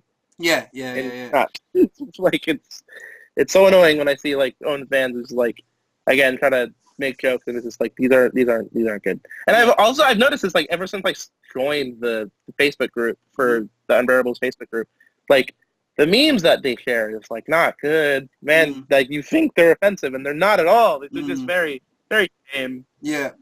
Go to look at if you want like real offensive comedy that I feel like is more up Owen Benjamin's alley is Ann Capistan. Ann Capistan's pretty good. Or I don't even know what Kekistan. Kekistan used to be. Yeah. Well, the Kekistan used to be a thing, but I think that one got shut down. No, Ann Capistan is a group. It started as like an anarcho-capitalism, which I'm not an anarcho-capitalist, but I was invited to join that Facebook group once, and it is a shit show. It is the collection of the best shit posters on the internet. It's fantastic. It's absolutely fantastic, super offensive, and I love it. It's so over the top. It's so over the top and funny. The people on Capistan are hilarious. And go there. Join Capistan. Like those are the examples of like that's how you can be offensive and funny at the same time. Like don't just copy Owen Benjamin. Just God damn it! I didn't just ruin everything. I moved my headphone and I think I double tapped it, which hung up the call. No, you're right, mate. I'm just trying to get everything sorted on my end. I hope it all comes through. Well, if anything, if we've lost anything, then it's just more editing for me. But okay, whatever. Ruined everything. Yeah. That's my ear. Yeah. No, it's all right, man. Where were we? Owen's fans and Capistan. I don't listen. It's going to sound cheesy, but there's a saying that I really like. It's like don't try and be anyone else today. Be the best version of you. And I think that's where a lot of people fail, is that they try and emulate somebody else. Like don't try and emulate somebody else. Be the sort of a better version of yourself.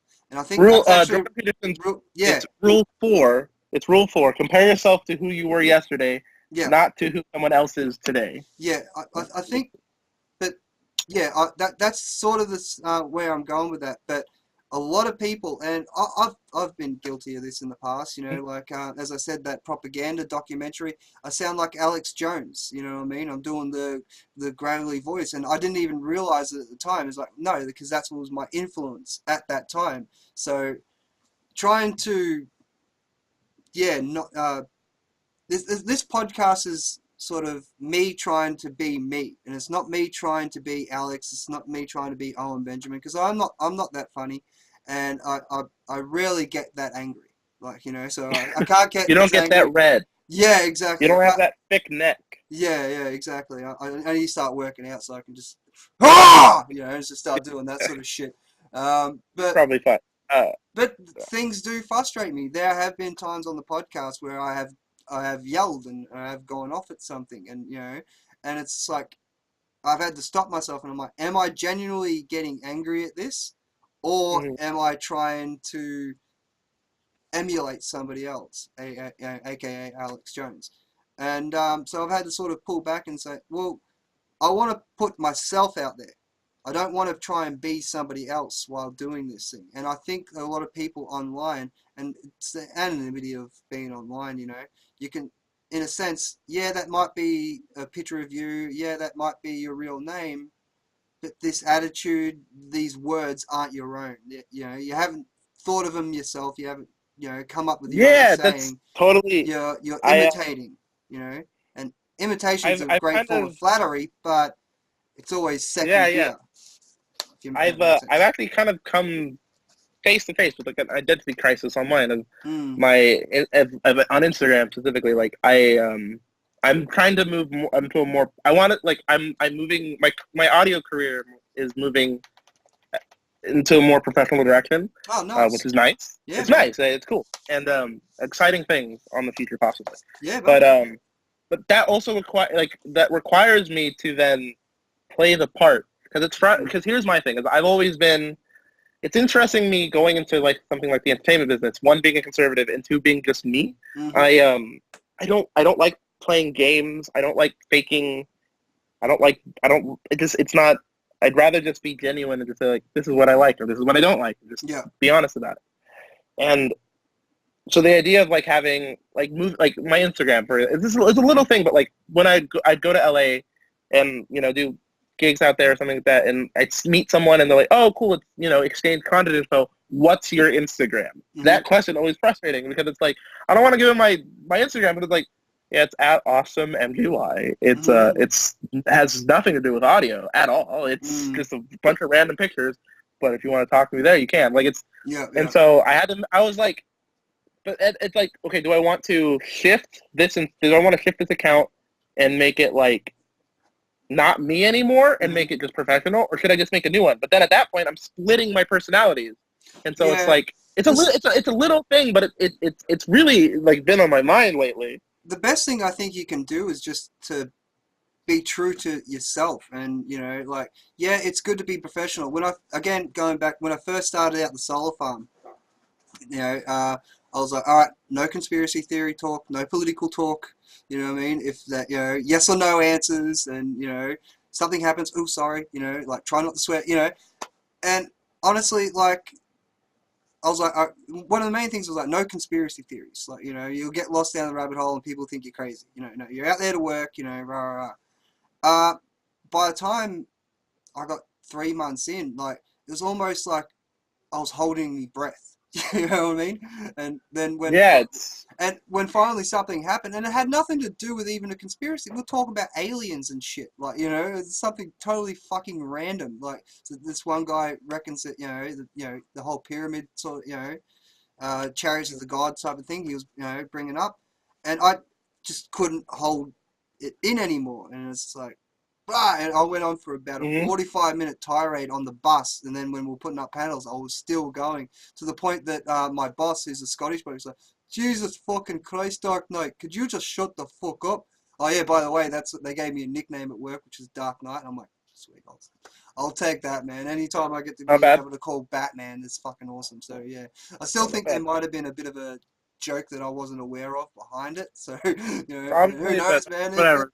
They're gonna fucking call take me it as you feel. But getting back to what you're saying, you can't split yourself in half. But that's what you're doing by trying to say, "I'm trying to be professional and rah rah rah." Yeah, the best thing you can do is to be you. Like you know what I mean? Like you can't try and be anybody else. And it goes back to what we were saying before about Owen Benjamin and Alex Jones and all that sort of stuff. You just gotta, I don't want them to change. Yeah, necessarily. Yeah, like I'm just saying disagreements I have with them. It's like but don't change. Yeah. I have made a decision. I've made a different Instagram. It's and by the way, guys, at Fieldstone Studios. Nice. Yeah.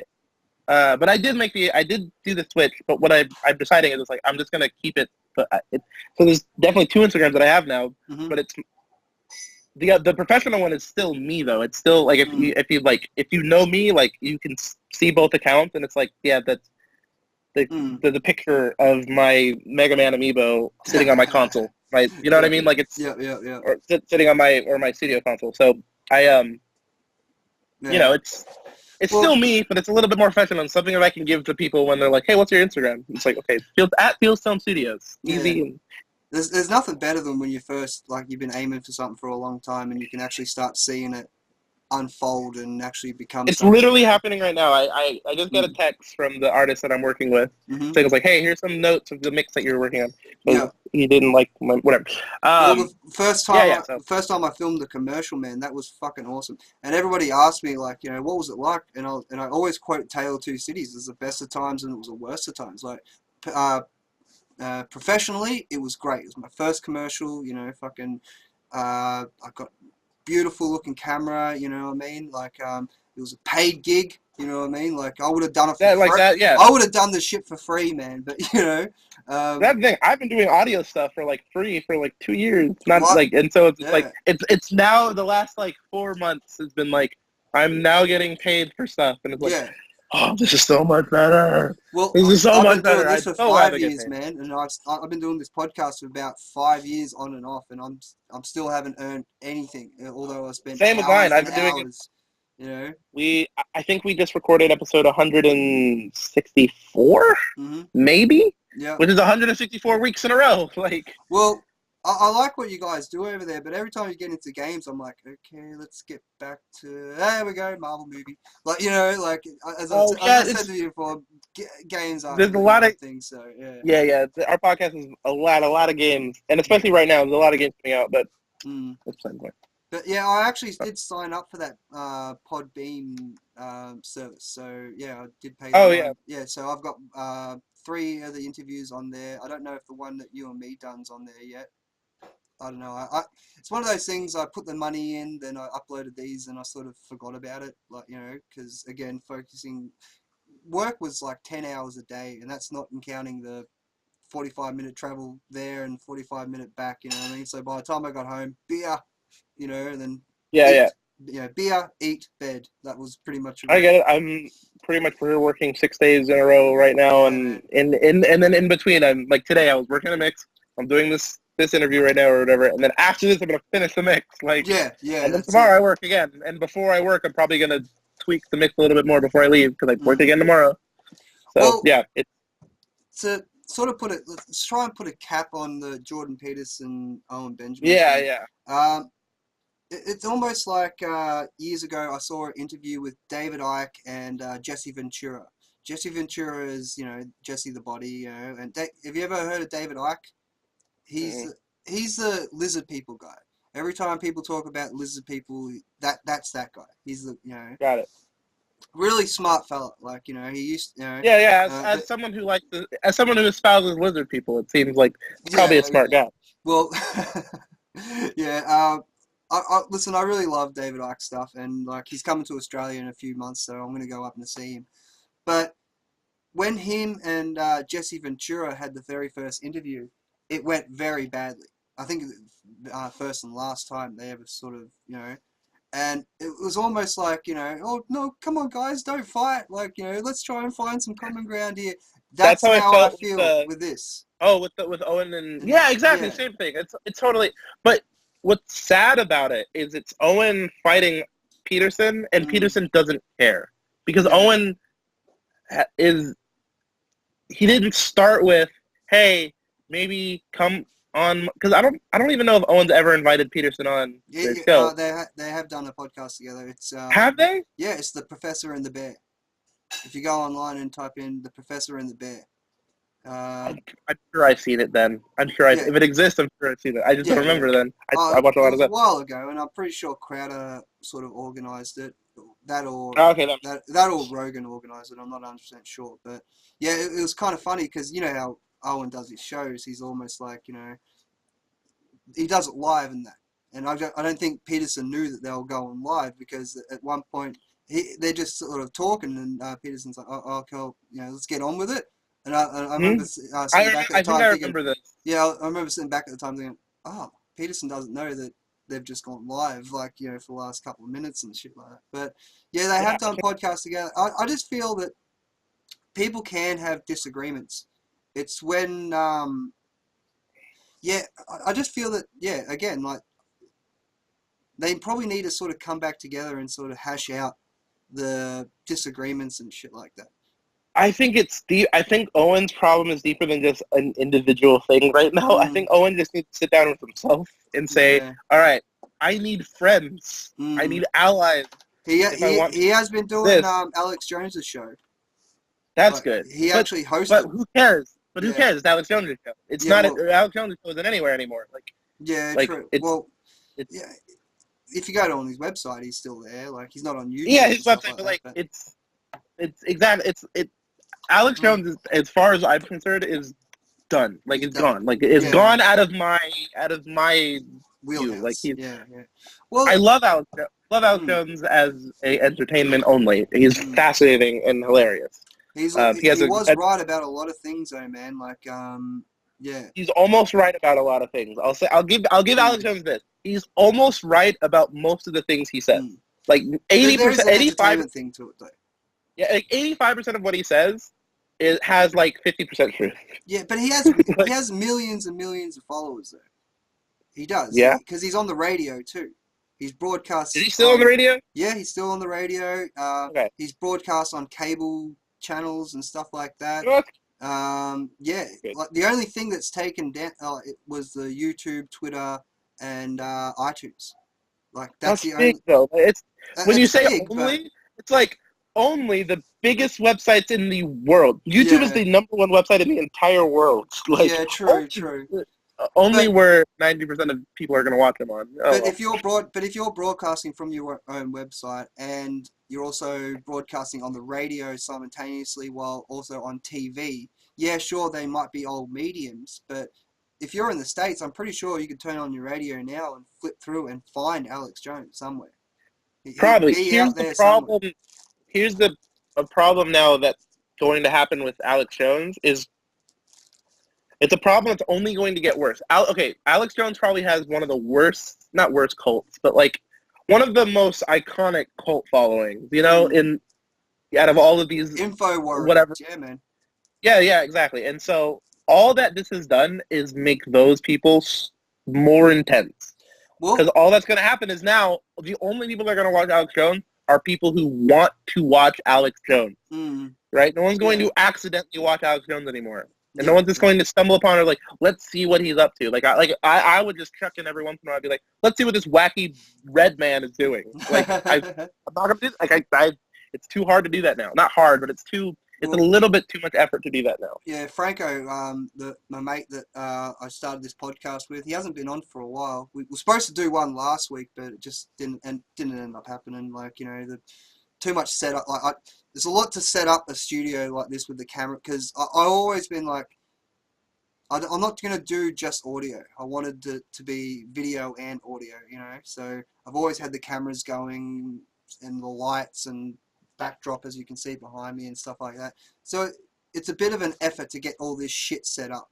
And if I don't plan it the day before, then it doesn't happen. This Skype is easy. Skype's easy. I turn my computer on, point the camera, turn on a couple of programs, and we're ready to go. But he stopped listening to Alex Jones a few years ago when Alex cried, you know, and he's like, it's not genuine. Like, you know, it doesn't sound genuine. I'm like, dude, I've seen big guys cry, and it sounds exactly like that. Like with a mate's funeral, like this big tall fella named Doki, who's one of my mates, and just to see him cry, it sounded like Alex Jones, like how Alex Jones cries. I was like, maybe I have nothing against Alex Jones. He's like the last person I care about criticizing, honestly. Like, I feel like Alex Jones is too easy to criticize to where no one ever has to anymore. Not really. People should still criticize everyone, but it's like, you know, it's like, hey, Alex Jones says things that are wrong a lot of times. Like, yeah, we all know this. Sandy Hook, yeah, he messed up. Yeah. We all know this. We all know this. Again, like, repeating what I said before, he's always stated, don't believe me, do your own research. And I think that's the most important thing we can take away from the whole Owen Benjamin Peterson debacle is just do your own research, man. You know, like you can follow both, you know, and still like, you know, you don't have to like one over the other. You know, it's not Marvel versus DC. You know, it's not I don't know Bombers versus St Kilda. That's a couple of football teams Look, over in guys. Australia. Look, But I'm walking proof that like we can all get. I'm using Apple AirPods on a Google Pixel 2 XL. All right. We can all get along. We can just enjoy the best of everything. I think what to take away from that is to just do your own research, have your own ideas, and be your own person. Don't follow this cult of. I termed it before. I didn't term it before, but the Cult of personality. Cult of personality. Yeah. Oh, what are you doing, dog? If you're gonna stay, stay. Sorry, my dog keeps walking in, going, "What are you doing out here?" But anyway, so let's get away from that for a sec. Is there anything you want to add before we switch to another topic? No, I think we got it. I think we got it. Peterson is cool. Owen Benjamin's cool, and Alex Jones is a red man, big red man, red man with a big neck. I will defend Alex Jones to my dying breath. This podcast does not exist without people like Alex Jones. So you know, take that with what you want. Yeah, I'm just saying, like, you know, I love the big red man, the big red bear. I just verified Alex Jones. Anyway, there you go, nice. The big red bear. But the step I went and got a bunch of articles here. How the podcast usually you're already like 90% more professional than my podcast. you took the time to print something. Yeah, already beat. These are just bloody articles that I share on Southerncross Resistance Facebook group, which I recommend everybody go check out. We're about 600 we used to be at 40,000 views on that website. We used to get upwards to 40,000 people. Then suddenly the algorithm on Facebook changed, and now it's only about 600. Yeah, it's so weird. But recently, Mark Hamill tweeted out something. I know what you're talking. I know where you're going with this. So, listen, he didn't actually tweet this though. He didn't actually tweet this. He retweeted somebody else. Why are you looking so horrified? Because I saw it. It's frustrating. And it's like, for centuries, men have had their chance to rule government with middling to poor results. Who's ready to let a woman take charge completely? Just women. I know I am. Yeah, sorry, Mark. I love you, buddy, but fuck me, mate. This identity politics crap, because everyone's flawed, including fucking women. Like, what's your take on the whole Luke Skywalker debacle? I mean, look, I work in the entertainment industry or whatever. Like, I live in California. I go to Hollywood almost every week. Last week I can tell the story later, but last week I talked to an engineer friend of mine who literally said, "Why hasn't anyone killed Trump yet? Someone should do that." And I said, "That's a silly thing to say." And he looked at me with like, "What? You don't agree that we should kill Trump?" And I was like, "No." He's like, "You don't agree that he's like a crazy racist?" I said, "No." And he was like, "Yes." He literally had to walk. He literally had to walk away from me because he was like, "I can't handle it." I was like, "This is how Hollywood is. Like, this is just how it is. This is what it does to people. I see it firsthand. It is madhouse." Where I come from, it's almost the opposite. People won't directly come out and say, they say, "Oh, he's a bit wild," but I agree with. Like, I was quite surprised when Trump first got brought up at work. That I kept mentioning work like it's a big, anyway. That I was quite surprised, and a lot of people agreed with me and agreed with Trump. Oh, yeah, he's doing all right. You know, but again, I live in Australia. It's a separation thing. You know what I mean? Like, you know, if we're all in the States, I'm pretty sure they'd have a different. It's more blue collar down here, and I think that's where Trump gets these. You guys are an island of prisoners. Hey, you guys set up as prisoners too, man. America was originally a penal colony as well.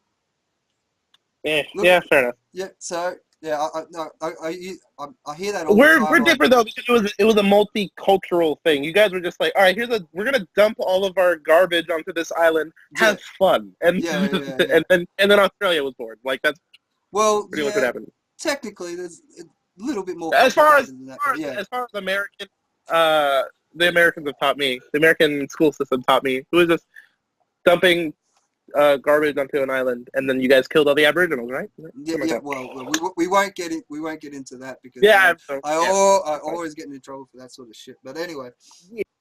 yeah. Look, well, no, I'm not gonna, no, I'm not gonna touch that. That you just Anyways, brought, it's like a very sensitive topic, Hamill, that one. But Mark Hamill.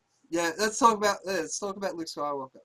Honestly, like, I don't think he understands that every person is flawed. Like, honestly, one of the worst fucking prime ministers we've ever had was Julia Gillard, a woman. You know what I mean? And she stabbed her predecessor in the back to get the job. Like, you know what I mean? Like, and it's just like, yeah, people are flawed, man. And you know, I think the I problem think with government is it's going to sound weird. It's run by people, and people are inevitably flawed, man. So of course, bad yeah. shit's going to happen, especially when you concentrate power to that sort of degree. So It just it doesn't make sense when it's like, all right, we disagree with the system. All right, let's have women run the system. mm, All right, how are you going to change it though? Women are going to run it, but but men and women don't have any differences, right? They're all the same. It's like, yes, men and women are equal. It's like, then what's the point of yeah, yeah, like it's so inconsistent on such a surface level. yeah, Like it takes 3 sentences to dismantle their entire ideology. yeah. I just honestly, like, I hate this. We talked about this at nauseum in the last podcast, but I really, really don't like the identity politics of everything. To label someone on the basis on their sex, gender, what they put in their bum, you know, fucking shit like that. It's fucking silly, man. Like, fucking It's come very on. silly. It's Like, it's silly. It's and well, here's okay. So here's the thing. Also, like my weird devil advocate for every side ever, and I can relate with Owen Benjamin because he also likes to disagree with everyone, mm-hmm. and so Yeah, I I love an relate to. argument, man. I constantly find myself arguing my own points, against That's my where own I'm about to points. do. You know, That's yeah, what I'm about to do right now. Like, okay, these people like Mark Hamill and even like my engineer buddy, they don't. They're not saying these things because they're not saying it maliciously. They're saying it with the best of intent, and so I feel like the problem with a lot of people on the right, like Ben Shapiro does a lot, the facts don't care about your feelings thing. mm-hmm. You can't. The problem with I mean look, okay, this is epic, all right, but. Mm-hmm. By the way, I love the okay, this is epic. Whatever. Anyway, we can get on to Ben Shapiro and his memes and stuff. I love how Ben Shapiro memes have. I love how conservative memes are becoming a thing, like the Crowder, Yeah, the the change my thing, and mind thing. the change my mind thing, and then the okay, this is epic is hilarious. Mm-hmm. I lost my train of thought. Your tangents are starting to rub off on me. Yeah. Sorry about that, man. I had the tendency. No, okay. So these people, they don't. The facts don't care about your feelings. That's what I was like. Mm. It's not. The problem with that is you're speaking to people who don't. They believe what they're saying are facts. Yeah. They believe things like. They believe the things that even though they're inconsistent, their arguments are not very consistent at all. Yeah. It doesn't matter. Mm-hmm. When you're talking to them. Like it matters when you're trying to debate them, but when you're trying to just talk, and I don't debate people anymore. Like it's frustrating and it's dumb. It's dumb to debate people. I feel like it's way better to just have a conversation and be like, hey, here's what I think. Here's what you think. Maybe we can learn something from each other, and then we both win. Maybe I think it's a better option than just trying to destroy the other person who doesn't want to listen to you anyways. I've never been like one of those physical fighter guys, you know what I mean? Like, you know, fight breaks out. It's like, you know, what can we do to settle this? But I've found that competitiveness for me comes out in debates. You know, where, the verbal disagreement. I think we talked about this last time. I had a debate with someone over abortion, and it was so funny because I didn't know that other people were listening. And it wasn't until that I realized that these other two were behind me that they were actually, you know, oh, what do you guys think? Oh, we agree with you. The debate ended because the person I was talking to realized that she had just lost the debate. After that, every time I walked in the room, It's like, come on, man. Like, you know, we were pretty See, close but at that's one the thing. time. What the fuck's this? That's the thing. And see, I've lost too many friends from trying to debate them. I feel like I feel like you can really weed out. I feel like I think it's a way more effective strategy to simply go with, okay, like Ben Shapiro says this all the time, just like first figure out the conversation that you're having before you actually have it. Ask them, like, are you trying to debate me right now, or are you trying to just attack me? If you're trying to attack me, then I'm out. And if you're trying to debate me, well, here, let's maybe shift over, and this is where I deviate from Ben Shapiro, is maybe let's shift from debate to conversation or dialectic, because it's a way, this is where I go into more of the Brett Weinstein thing, of a dialectic is way more engaging for me than debate ever will be, probably, because it's, I lay out, like I said, I lay out my side, you lay out your side, and then we see where we agree, and rather than where we disagree. Because it's like, when you're trying to debate someone and they have their set of facts, or what they say are facts, and then when you have your set of what you say are facts, and then the facts disagree with each other, and then at that point you're not actually talking your facts. It's like you're playing Pokemon. I know you don't play video games, but you're playing Pokemon. I played Pokemon when I was a little kid, man. Red, silver, gold. Yeah, man. You're playing Pocket Monsters, and you throw out your Pocket Monster called facts, and then they throw out their Pocket Monster called facts, and then the Pocket Monsters fight. You don't actually fight. You don't have the conversation with the person. It's just these facts are fighting each other, and who cares? Who cares? Like, it doesn't. You are safe in your little bubble of, there we go. I get to throw this statistic out there, and I can hide over here, and I don't have to defend it at all. And then they get to do the same, and you get nowhere. And so I feel like a way more effective thing to do is, all right, here are my philosophical ideas, why I think these things, and you can throw facts in there and statistics as needed. Like, it's not like don't use facts, but it can only get you so far. Like, when you're talking to actual humans, especially online, man, because like, it's real fun to, it's fun to see people, like, reaction, I'm noticing, when I tell them, like... Yeah, sorry, I just got a package, that's all. Yeah, not a problem. Yeah. It's fun to see people when you're talking to them online, it's like, all right, it's like, hey, I voted for Trump, and they're like, what? Yeah, if you want to talk to me about it, my DMs are open, let's talk about it. And then if they do, because usually what I've done now is I don't engage people anymore. It's more of just like, I'll say, if I disagree with someone, like on a comment thread, it's like, all right, if you want to talk to me, my DMs are always open on all of my social media accounts. You can always message me on everything. Everything's open, and I will usually, like, 99% of the time, respond if you're a real human. Yeah. And then we can talk. Like, if they can take that step of, all right, let's figure out why do you believe this thing? Like, cool, we're in. We can talk. Way more interesting. And so back to the Mark Hamill thing. I feel like he and a lot of other people in Hollywood, they don't have to. Like, they don't have to, and they can't. It's hard. Like, do you expect Mark Hamill to go into his DMs and talk to people about the ethics of Trump and whether or not it's okay to like him or not? Like, it's not going to happen. It's just not. And so, I don't know. When my reaction when you were talking about the Mark Hamill thing was like that, because one, it's like, oh, how it sucks that Luke Skywalker is one of those, but at the same time, it sucks even more because it's like, and there's nothing we can do about it.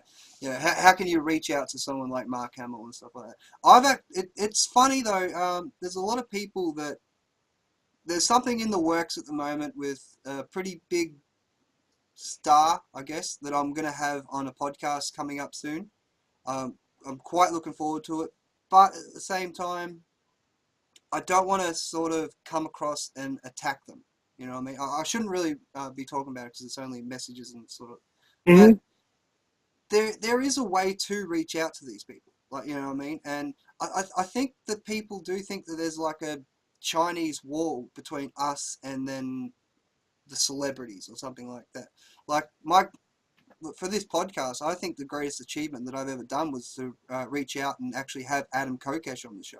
Like, I saw that. Yeah, he was a big influence on me.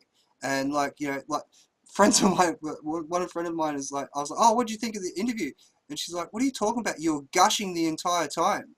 was like, what are you talking about? You had this shit-eating grin on your face. I was like, yeah, motherfucker, I was talking to one of my heroes. Like, of course I was fucking gushing all the be the time. same if I was talking to, like, Jordan Peterson or something. Like, Yeah, I get it. exactly. You can't help yourself. I would love, I don't even know what, if I got to talk to Alex Jones, oh, man.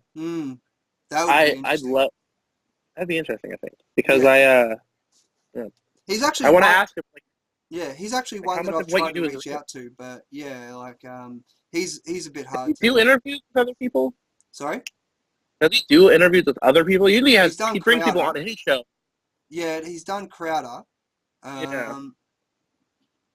I'm not sure. He used to do the Young Turks all the time before that happened with what happened at the RNC a couple years back. But yeah, he was on yeah, that was really good.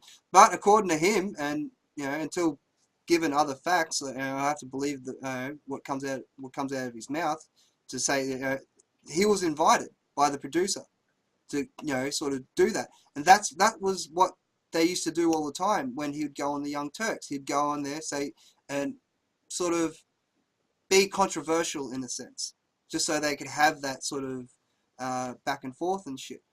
And honestly, I think that's what happened with that. Anyway, off fucking topic. Shit, where was I? Oh, now, see what happens.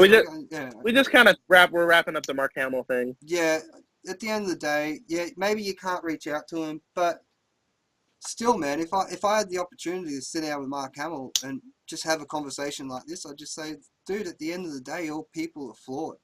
But the thing is, these aren't even his words. These are Maya Sora, something like that. Like, he retweeted somebody else. Like, all the flack that people are giving him, these aren't his words. These are the words of somebody else. Sure, he shared them, so obviously he agrees with it, but he didn't put this up himself, which I think is a big, big thing. Besides, if you want to sort of, just go look at William Shatner's thing. He's more right-leaning than anything else. Like, have you read William Shatner's stuff? That's fucking hilarious. I haven't, but I know I've been told he's pretty right-wing or whatever. Well, he's really, really, hang on, I'm just trying to, here we go. Sorry, I'm just going through the articles I have here just so we can sort of wrap up. But yeah, that's pretty much what I'd say to Luke Skywalker. I don't know why I keep referring to Luke Skywalker, but even... I like saying Mark Hamill. Mark Hamill, yeah. Well, outside of that, you saw what happened with Tucker Carlson the other day, with protesters outside of his house, and they were chanting, "We know where." I wouldn't call them protesters. I would not call them protesters. Well, I'm basing it on the article that says protesters, so I was just reading that thing. But no, they were Antifa. They smashed in his door. His wife was hiding in the cupboard in fear. What are your opinions on that? Because honestly, Antifa's done a lot of fucking shit over the last few years that I don't agree with. Absolutely don't agree with. And this, I feel, has crossed the line. I feel like finally fucking crossed the line to make even the people on the left go, ooh, whoa, you went to his house? Alright, quick, I'm not gonna, before I do my patented disagreement with everything, okay. I don't condone anything they did. I think it's dumb that these group of people did that. That's terrible. Like, why would you go and attack someone's house? It's so obviously against, like, you guys they're part of, like, we don't like fascism. Trump is a fascist. We're trying to get rid of fascists. But then you obviously 100% use fascist techniques. It's like, again, within 2 sentences, your entire ideology is destroyed. It's this. You look, Google definition of fascism, and you realize you're whatever. Yeah, that's not my point. I wouldn't call them Antifa. Oh, really? Man, I have a problem with the Antifa thing, and I used to kind of be like, anyone that claims to be Antifa is part of Antifa, therefore Antifa is bad, right? It doesn't make sense. The more I think about it, of just like, Antifa is a thing you can call. I can go outside my house right now, hold up a sign outside of my neighborhood and claim I am part of Antifa. I can do that. Yeah. And does that make me Antifa? Like, what makes someone actually? There's no such thing as an Antifa group. It's not a group. No, but I think It's an an ideology ideology. for sure. Yeah. It's an ideology, but it's not a group. It's a different thing because it affects too many people. There's no leader of Antifa. There's no. I mean, a lot of Antifas are a lot of members of Antifa are claimed to be anarcho-communists, which is another just instant paradox right there. You can't be for anarchy and communism, whatever. Yeah. But they don't want to, like, both of those things kind of together when you if you can possibly define something like as silly as that, when you can, they don't like leaders. They don't want a leader. Like they don't want they don't want to have a representative single person to say, here's the leader of Antifa telling us what to do, and he's our spokesperson, and everything he says kind of trickles down into us. That's not how Antifa works. That's not how anarcho-communists work. And so to call like this group of I don't even know what to call vandals. I don't know what to call this group that attacked Tucker's home. If you can't use the word protester, then yeah, I don't know what to call them either. Because at the end of the day, Can we bring back rabble rouser? Rabble rouser, yeah. I sort of feel like I need to be wearing a suit and I have one of those pointy hats, rabble rouser, in order to say that. Sorry, you'll find that I have really bad dad jokes in here filtered all the way through. So, it's fine. I'm the one that brought up rabble rouser. Yeah, fair enough. Listen, man. At the end of the day, I fucking like. I was talking to a mate of mine, and we're talking about Antifa. And he goes, you know what I really like? I really like those fucking videos where they get their asses kicked. I'm like, no, I can't, like, I don't agree with their methodology. I don't, their ideology or even their methods, but I don't agree with attacking people, man. Yeah, exactly. And he's like, oh, but it's entertaining. Sure, it's entertaining. But yeah, I'd rather, it's entertaining to see it. Yeah, it's entertaining to watch a chimp maul another human. So they're fun to watch. It's fun to watch chimp fights or bug fights or whatever. It's like, but I don't want to. Not necessarily. It doesn't mean I agree with.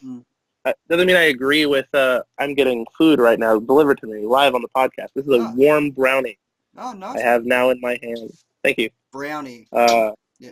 Brownie. It is. I know. I do live in California. But this is a normal. I assume it's a normal brownie. I don't know. I didn't make it, but it'll make an interesting podcast if it turns out it was. I don't feel like eating on the podcast though. Yeah, but no, you're right. I'll save that brownie for after. I have an album to listen to after this. By the way, I should probably bring this up. And if any of you listeners like bands like Tool, if you like heavy metal alternative type music, yeah, man. And there's an artist named Ben Down, or you can just type on Spotify BENN or Apple Music BENN. You can go to hurtrecords.com to get the music. But Ben just released Z3 today, which is his third album in his story series of Zed, which is whoa. What was that sound effect? I don't know. Did you hear that? Yeah, it was electrical feedback or something like that. I don't know what that was. I don't know. Anyway, yeah, it's Z3. It's a good album. Apple shit, man. It's that fucking Apple shit. I tell you, that's fucking. It's terrible. Anyway. Anyways, yeah, Ben just released a really cool album. It's a very, very heavy metal album, and it'll hurt you. It'll hurt your soul. If you have Apple Music or Spotify, listen to the Zed series of music. It's a thing, and it's real good. All right, I'll have to check that out. Is that the music you're cutting up? Is it, or you're editing? No, that's not what I'm. That's not what I'm working on right now. That's Yeah, sorry, I was. I'm trying to think of the. I'm an audio engineer. But that's not what I'm. That's not what it is. I'm part of the Hurt Records Street team, the record label Street team. So like, we go and spread the good word. Oh, okay. Fair enough. Yeah. But I don't even know why I said that. There's a reason why I said that. Shameless plug. Shameless plug. It's all good, man. It's not even my thing. I'm not getting paid. Like I'm not. Really, all it is like I like this music. People should also go listen to this music that I like. That's pretty much what it is. Okay. But we're talking about Antifa, and we're talking about violence that erupts around. You have groups like the Proud Boys, and then you have Antifa, and when those two come together, man, it's never a good thing. What are your thoughts on the Proud Boys, by the way? I really don't know too much about them. I like Gavin McInnes, but yeah, I really don't know too much about the Proud Boys, aside from I've seen them kick a bunch of Antifa's bum. And why did I say bum? That sounded weird. Anyway, I should have said ass, but I don't know. It came out anyway. It's like I was self-censoring myself. I don't know. I really don't know too much about the Proud Boys. I'll say Gavin. this. I like Gavin, and he's coming to Australia soon, so. Oh, cool! You should go see him. Yeah, definitely. Yeah. I haven't been able to see him, but I'd love to. He's actually coming with Tommy Robinson. Ooh, that should be fun. Yeah, man. I'm buying a camera, and I'm going to see if I can interview him. But, well, anyway, see what happens. Cool. Yeah, I feel like the Proud Boys are like a step below the ethno-nationalists, which are a step below alt-right. Like, so I don't think Gavin McInnes and the Proud Boys are alt-right. I don't even think they're ethno-nationalists either. I have a problem with nationalism in general, and I have a problem with identity in general. And so, like, the identitarian movement, I feel like the Proud Boys are kind of an American version, or like a American-Canadian version of the identitarian movement that's happening in Europe, which I also don't like. It's just, it skirts too close to like white pride and ethno-nationalism that I don't like. Just any type of whatever race pride, I don't like it.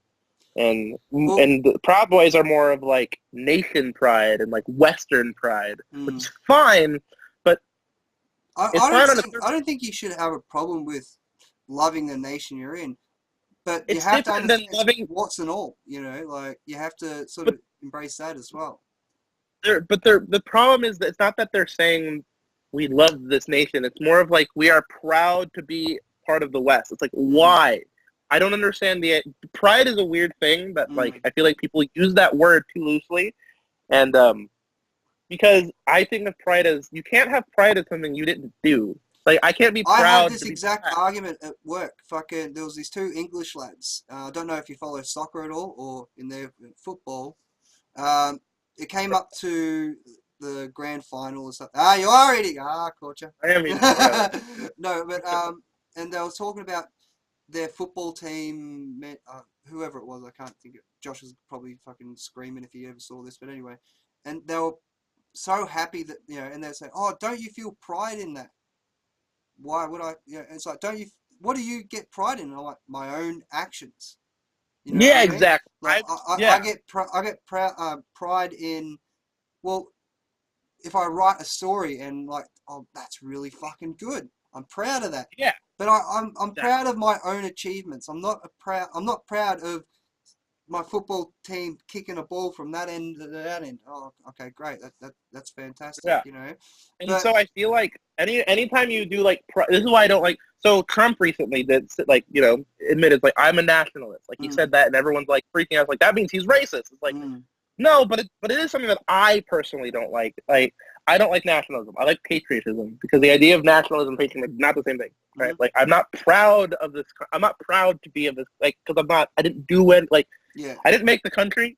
I didn't serve in the military. Why should I be proud of something? You know what I mean? But I do. I think that's a good distinction. But I do appreciate it, and I want more of it, and I'm glad it exists, and I want to defend it. But I'm not proud of being what I am. Like I'm not proud of the characteristics of me that I have no control over. And so I feel like the Proud Boys and a lot of what's happening in Europe right now with the identitarians and Lauren Southern seems to skirt with it a little bit, but not as much as like Brittany Pettibone and stuff like that. Like I just don't like any sort of nation pride. It's too close to things I don't like.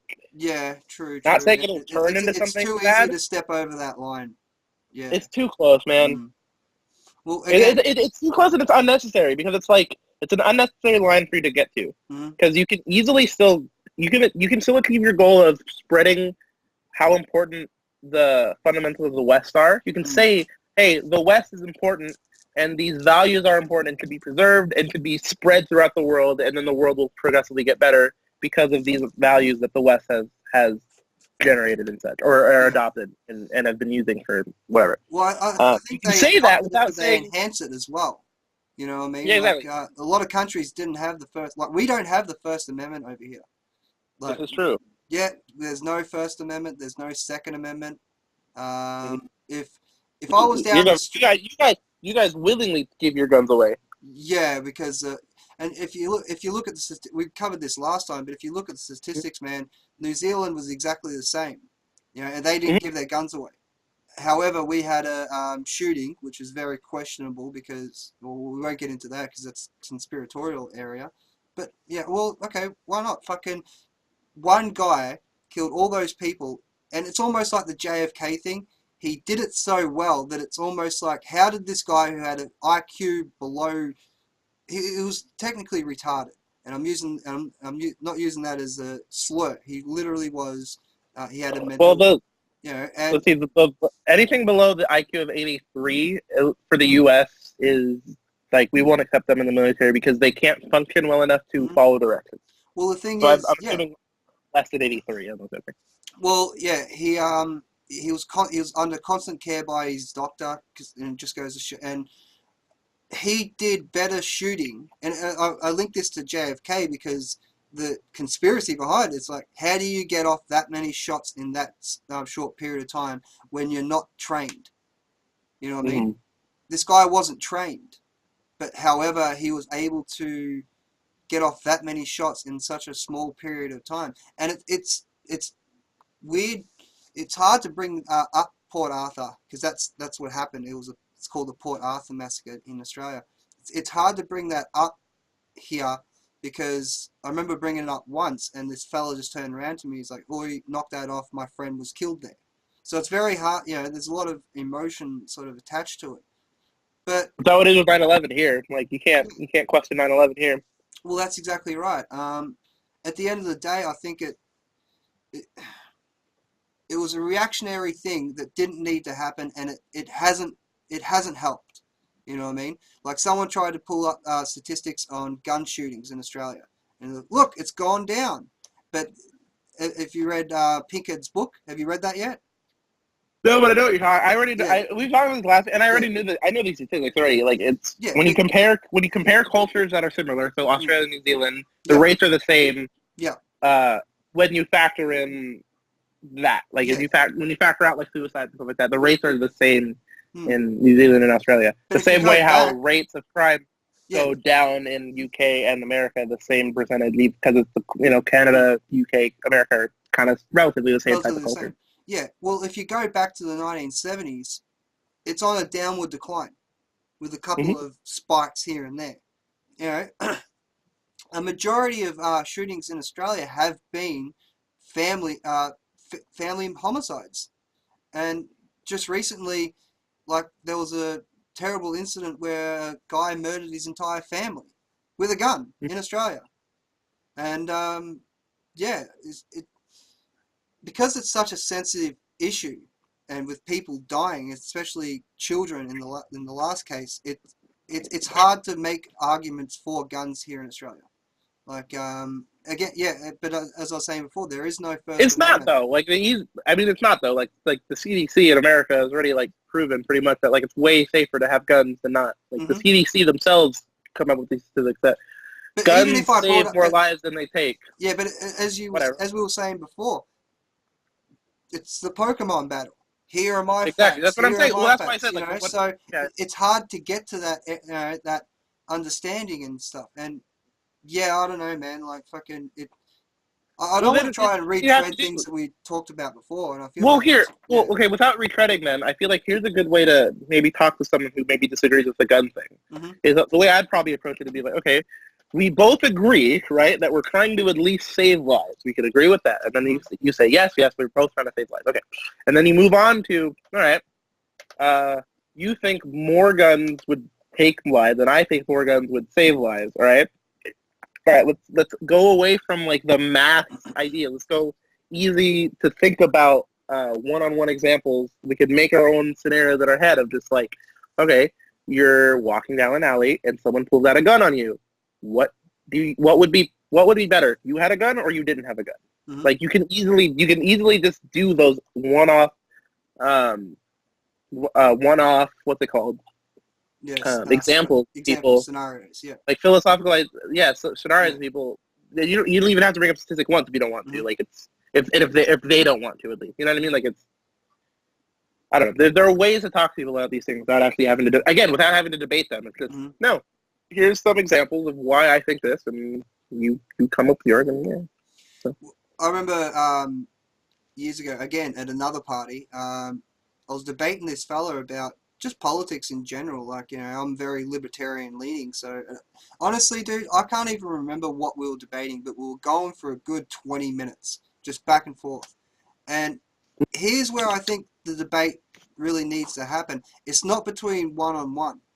It's between the people who are listening. Because it wasn't long into the debate, conversation, whatever, that I realized, I looked around, and at this party of 10, 12 people, everyone was listening.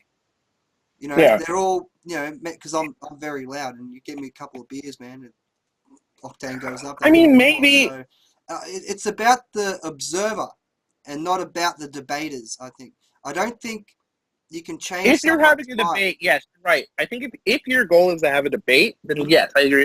This is like Ben Shapiro says, too, is like, if your goal is to have a debate, then your goal is to destroy the other person with a lot of people watching. Like, that's what he always says. Like, and then if that's your goal, then yeah, I agree.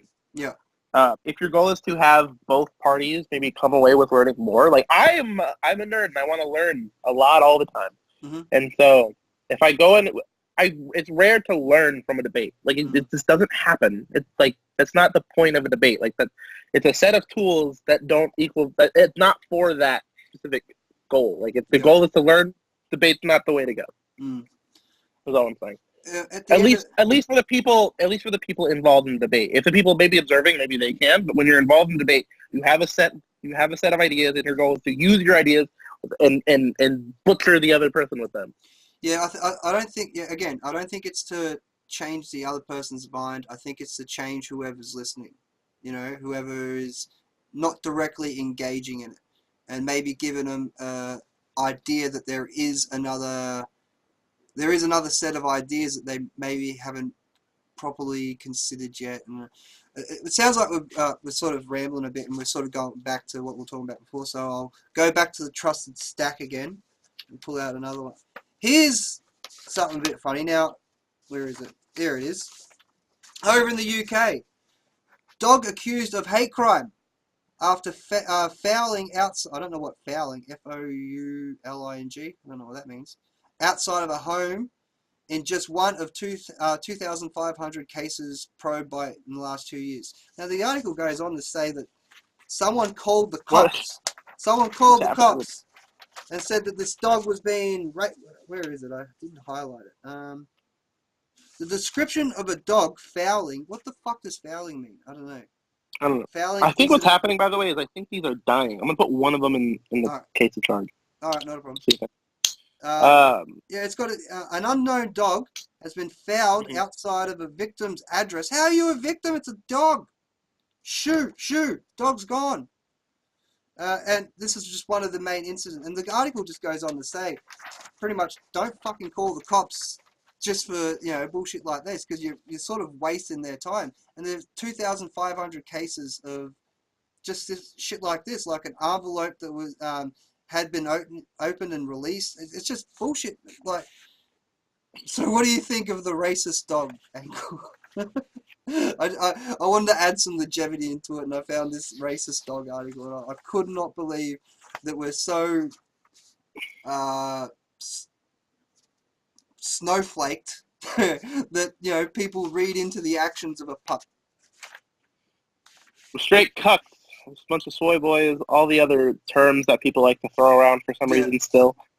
I don't know, man. I don't really care. I just wanted to try and add on that one. Put some fucking just lighten up the atmosphere here a little bit. So I thought dogs probably aren't racist. That's my professional opinion. Yeah. They most likely, as far as I can tell, not racist. I think it comes down to the nanny state, and it's perfectly surmised in another article that I have here. Now, in Australia, we have it's called Bunnings. It's a hardware store. Every Sunday, they have a barbecue out the front. Nothing special, just snacks, just sausages. Sausages and a bit of fucking onion. recently, some woman. Oh, where's this article? Oh no, hang on. Here it is. Some woman slipped on the onion, fell out of the fucking sausage. This is really like important in Australia. It might not mean shit to you, but over in Australia, fucking it's a really big deal to fuck with Bunnings sausages. All right. The onion fell out of the fucking the snag, and she tripped and injured herself. Now they're saying that you can't put the onion on top of the sausage. You have to put it under it just for safety reasons. The reason I bring this up, how bad are we getting when we have to fucking curtail a fucking sausage in order for people not to hurt themselves? You know what I mean? I think that's the opposite. I want to get into like the nanny state. I think that's actually how good does it have to be where an article like that warrants news. It was everywhere, man. I think that's a better thing because that means that your society is doing fairly well, and the only thing they complain about is where to put onions. Yeah, exactly. Yeah, exactly. The funny thing was, it was on the Today Show, which is our morning show, and it's really weird. You name the Today Show and put it on in the morning, but anyway, that's neither here nor there. The co-host was just sitting there like this, like that, and the woman who was doing the reading, and it's just like, is this what we're doing now? Like, is this how far we've sort of fallen? I just think they're worried about the legal side of things, about her suing Bunnings and stuff like that. So I guess they're trying to find a way around it. But the whole thing's so fucking stupid, man. Like, fucking, you're in a hardware store. Shit's gonna fucking happen. Like, you know.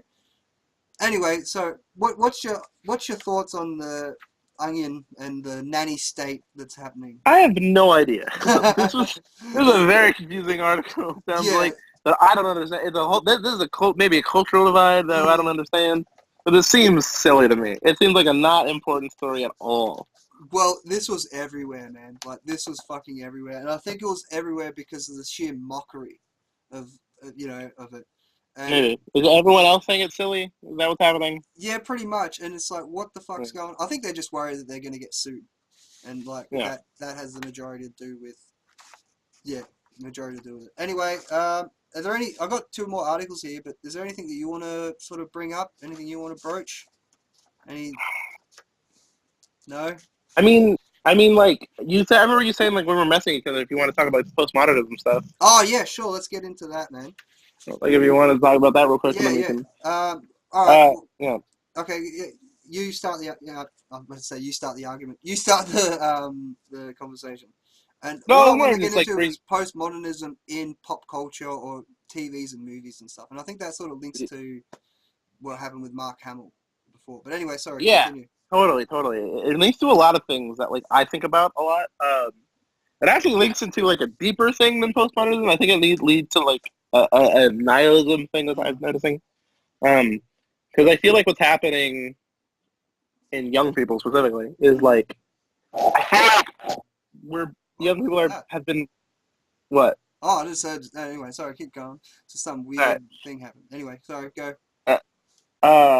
I feel like young people are, getting raised by millennials and getting raised by people trying to, raising them with a postmodern bent, raising kids with a postmodern bent.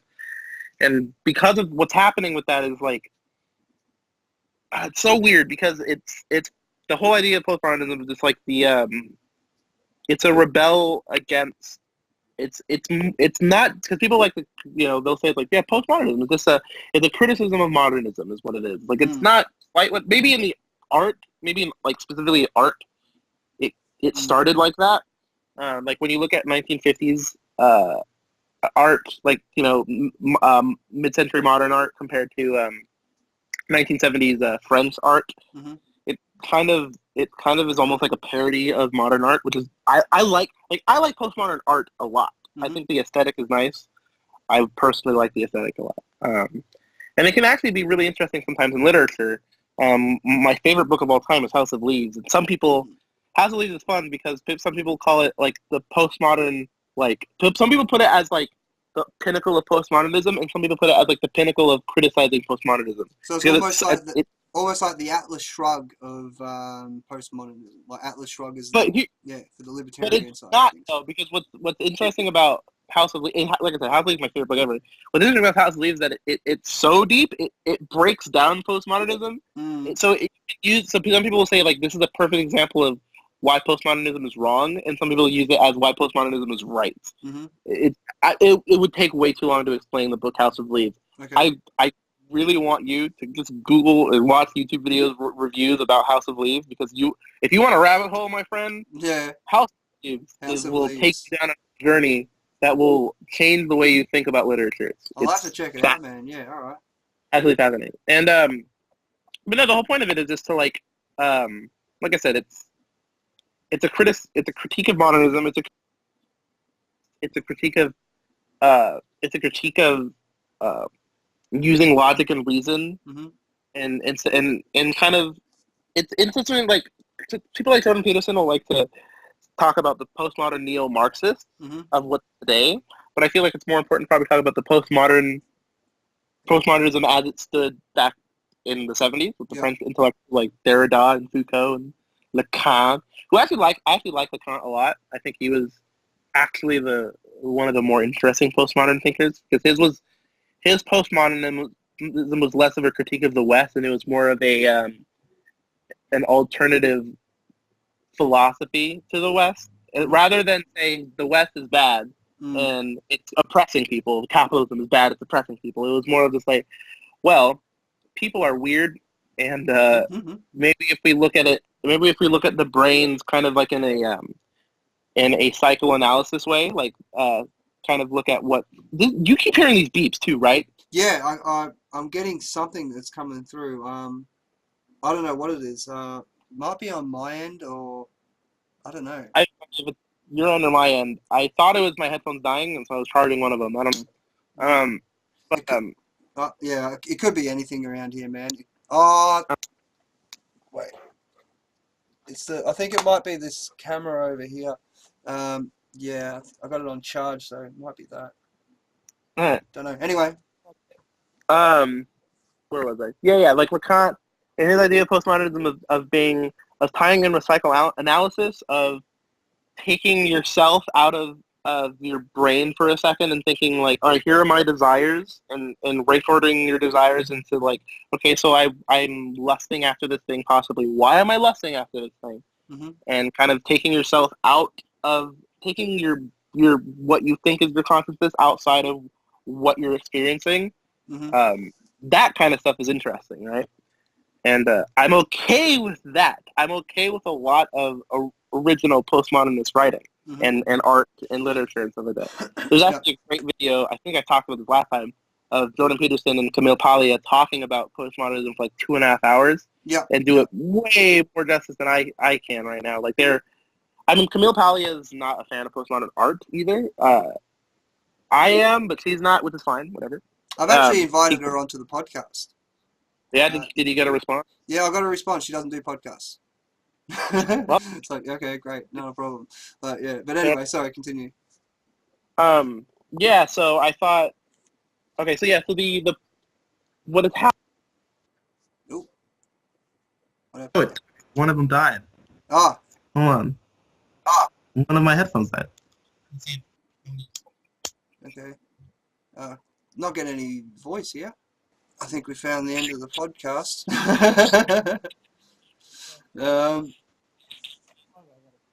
Yeah, no, I can't hear a word. I thought my lip reading was a lot better than this, but apparently it's not. Can you hear me? I can hear you. Oh, there we go. There, you just came down. Well, here, what I did is I just unplugged my... Are you getting any feedback or anything? There's a little bit of feedback on my end. Hang on. Yeah, that's not anymore. I'm just using it on speaker. We're probably gonna have to end this in the podcast. Hey guys, look, quick end of postmodernism. I like it, kind of, but not really. I don't like how it is modern. I don't like how people use it now. I liked it back in the 70s. Well, what I was always trying to get at is honestly, I'm starting to think that I don't know too much about postmodernism to actually get my thought across here. I'm going to have to do a bit more research, but maybe I think one things I don't like is how it's been how it's infiltrated pop culture to the point that you you can't really. No, listen. We're probably going to have to end this on some other note because I really can't. I can't formulate my sentence well enough to make it coherent, and it just sounds like dribble. Maybe we'll just end it on what are your thoughts on what's happening with pop culture and it's the neo-Marxist postmodernism that Peterson talks about. What? I think I'm actually going to modify your. I'm gonna not answer that, and I'm going to. I'm going to answer a different question. Because one of the things that I've been thinking about a lot, and actually my books will kind of be covering a lot of this, is like, I feel like these days people are obsessed with nihilism. Mm-hmm. You have shows like Rick and Morty, BoJack Horseman, and stuff like that, where people just are wallowing in this depression, and like they're watching, like people, young people specifically, they're going on Netflix watching shows about a guy who's depressed, and then like that's the main character, he's depressed, and then the whole season he's depressed, and then it ends with him being depressed. There's no redemption arc for Rick and Morty. There's no redemption arc for Rick. In BoJack Horseman, there's no real redemption arc for BoJack. He always kind of fails at the end, and I think stuff like that is starting to really screw with people's head. Yeah. And I think that's one of the reasons why, because there's a big, I don't know how it is in other countries, but in America, like, young people are becoming more and more depressed, like more suicidal, more depressed. Yeah, it's the same in Australia, yeah. Yeah, and I think it's happening, I think it's because of the way nihilism, and I was going to tie in the postmodernism and how I think postmodernism, I think it's moved away from, I think we have moved away from postmodernism in media. It's still there, but I feel like what's happening now is a much deeper and more terrifying thought. It's probably more of just the nihilism thing. Mm-hmm.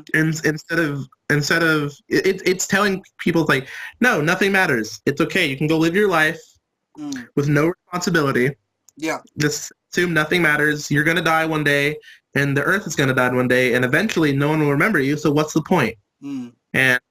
And I know, like, firsthand experience, like, that's a terrible route to go down. Like, I thought that for a long time, and it was, I used to think it would help me, but, God, it only made things worse. And then I started watching Peterson stuff, and that kind of completely shifted my thoughts. And from nothing matters to everything matters, well, I think is actually a more accurate description of the world. Because you don't know how much you affect. I feel like people don't actually understand the amount that you affect onto the world, and how much responsibility you probably should bear to yourself. Like, if you talk to some random person on the street, and that conversation could change a lot. You don't know, and I don't know. Living life assuming that every interaction you have is important. One will give your life meaning because everything becomes meaningful. It becomes really stressful for sure, but it gives your life meaning, and you get less depressed. You become really stressed for sure, and you can easily doubt yourself a lot of times. Speaking from a first-hand experience, at least. But what happens in the end is like you find yourself being more fulfilled. I mean, I can talk all day about like feminism and such. Like I think feminism from the roots of feminism is wrong. I like, obviously good things came from original feminism, but I think even first wave feminism is wrong because it assumed that the goal is for men and women to be equal. I don't think that's the goal. I feel like the goal should be men and women should choose to do what they want. What do you want? Do you want to be equal or fulfilled? You're not going to be fulfilled if you're forced to do something you don't want to do. And so I feel like the fundamental thing people need in life is to be fulfilled and not happy. Like it's about having dreams, and it's about having goals. I think to avoid this nihilistic fucking thing. Peterson puts it in the book, like, sacrifice today for what you gain tomorrow, or something like that. I might be butchering that quote, but it's something that I really took away. Do what is meaningful, not what is expedient. Well. Yeah, and he's got a quote in the book about sacrificing today. Like, get up, go to work, do your shit, that way tomorrow, and it might not even be the next day, but sometime sacrifice the present for your future. And I think that helps curb nihilism because you have a goal. You know, like a lot of people do that for. It's a whole idea behind family. Like, you know, people have, you know, kids and stuff like that. They work at a shitty ass job and they do, you know, and they do it for their future, which is represented in their kids. I just think that people need to have goals and stuff that's set out in their own mind to avoid becoming some nihilistic drunkard like BoJack Horseman. Yeah, know? I think, maybe we can end it on this. I think the sacrifice today for the future. I feel like what's happening today, and why a lot of postmodernism and the nihilism stuff that's happening in a lot of pop culture these days is it's teaching. It's not teaching sacrifice the present for tomorrow. It's teaching sacrifice tomorrow for the present. It's teaching you, don't worry about it. Focus on now. Live in the now. Experience everything that's happening to you right now, and be happy about the things that you have right now. It's like, well, it's like that. It's like the old quote, man. Like fucking, oh, I'm gonna go spend my money, all my money getting shit faced tonight because I could be dead tomorrow. Yeah, or you could be 80 years old living on the street because you spend all your money getting drunk today. Yeah. Yeah. And there's a two side. Sorry, I interrupted you there, and I'm bad. That's okay. I had nothing really to add. But yeah, I think that's the problem, man. Like, you summed it up perfectly. There are two sides to every coin, and the whole statement, like I just said, oh, you could be dead next week. You could. It's a possibility. Walk out on the road, boom, bust. The story. But you could also grow up to grow old. What then? You know what I mean? Like, aren't you willing to sacrifice a little bit of pleasure now for ultimate pleasure later?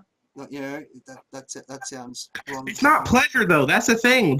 Here's the thing that I feel like people really need to wrap in their heads, or what helped me wrap in my head is like the goal. I have like completely shattered the idea that the goal is to be happy. Mm-hmm. Like, and this sounds sad. It's not. Like, I feel like it's more important to be fulfilled than to be happy. Like, I feel it's hard to think about that because it's like, especially the people who aren't happy. Like, if you're depressed, it's like all you want is to be happy. It's like if you're depressed and you're like, I just want to feel happiness again. It's like, or maybe you don't, because happiness won't last, but fulfillment can. You can always feel like Stanley, to bring it all the way back. I feel like Stanley lived a fulfilling life. You know what I mean? I'm sure he was happy because of it, but he lived a fulfilling life. He succeeded in like all of his goals pretty much. He was writing comics up to the day he died. He was still in the middle of writing comics. That guy was working. He was always working, always trying to fulfill and need to be whatever his goal was. He was trying to fulfill it. And that was, I feel like, and that's why I feel like people aren't as sad when people like Stan Lee die, because it's like he's 95 and he succeeded a lot of his goals and still tried to strive for being more fulfilled. It's like, that's what you want. That's what you want. You don't want to just be happy. You want to work and be fulfilled with your work. That's the goal. I think that's the perfect place to end this, man. Like, fucking, I'm trying to think of something else to add, but no, that was fucking perfect, man. Where can people find your stuff? If you want to follow my audio endeavors, it's at Fieldstone Studios on Instagram. And if you want to listen to me and my friend talk about mostly video games, but other stuff too sometimes, it's a podcast called The Last Episode. You can find it on wherever, Apple Podcasts, or on Google Play, or the Google Podcasts is what it's called now. Yeah, you can find us, or you can just go to I think it's thelastepisode.podbean.com. I feel like it's the easiest place to go. Okay. So. And you're also on Patreon? I'm not. You can't give me money. There's no way to give me. All right, not a problem. Well, with all these people you're supporting, you'd think you'd have one for yourself, man. Like, Right? You think. No. You need to get on that, man. Because, if you like this podcast, go to YouTube, Southerncross Resistance. We're going to have a website up and running soon. I've just started designing some T-shirts that should be going up. Like Nihilism is for fags shirt. No, I don't know. That just came off the top of my head, but I really like that. yeah, plenty of other things that are coming up in the future. Again, I've got a very special guest star coming up in the next few months if everything goes to plan. Adam Kokesh is coming back on the show very soon. You can watch, you can watch us on Southern Cross Resistance. Go over to Patreon where we have Southern Cross Resistance, or Patreon / I have a Patreon page, is what I'm trying to get at. Patreon / Southern Cross Resistance. Throw us $1, you know, always helps, keeps this thing going.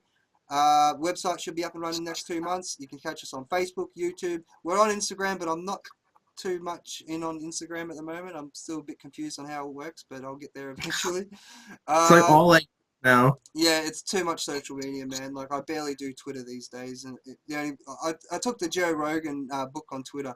Like, you know, just post your gigs. Like, if something's coming up, just post that. Don't argue with people on Twitter. It's a waste of freaking time. You're probably yeah. All right. I think just stick around for a minute, man, and I'll just end this show. So this has been Southern Cross Resistance. I hope you have a good day, and I'll catch you on the next episode.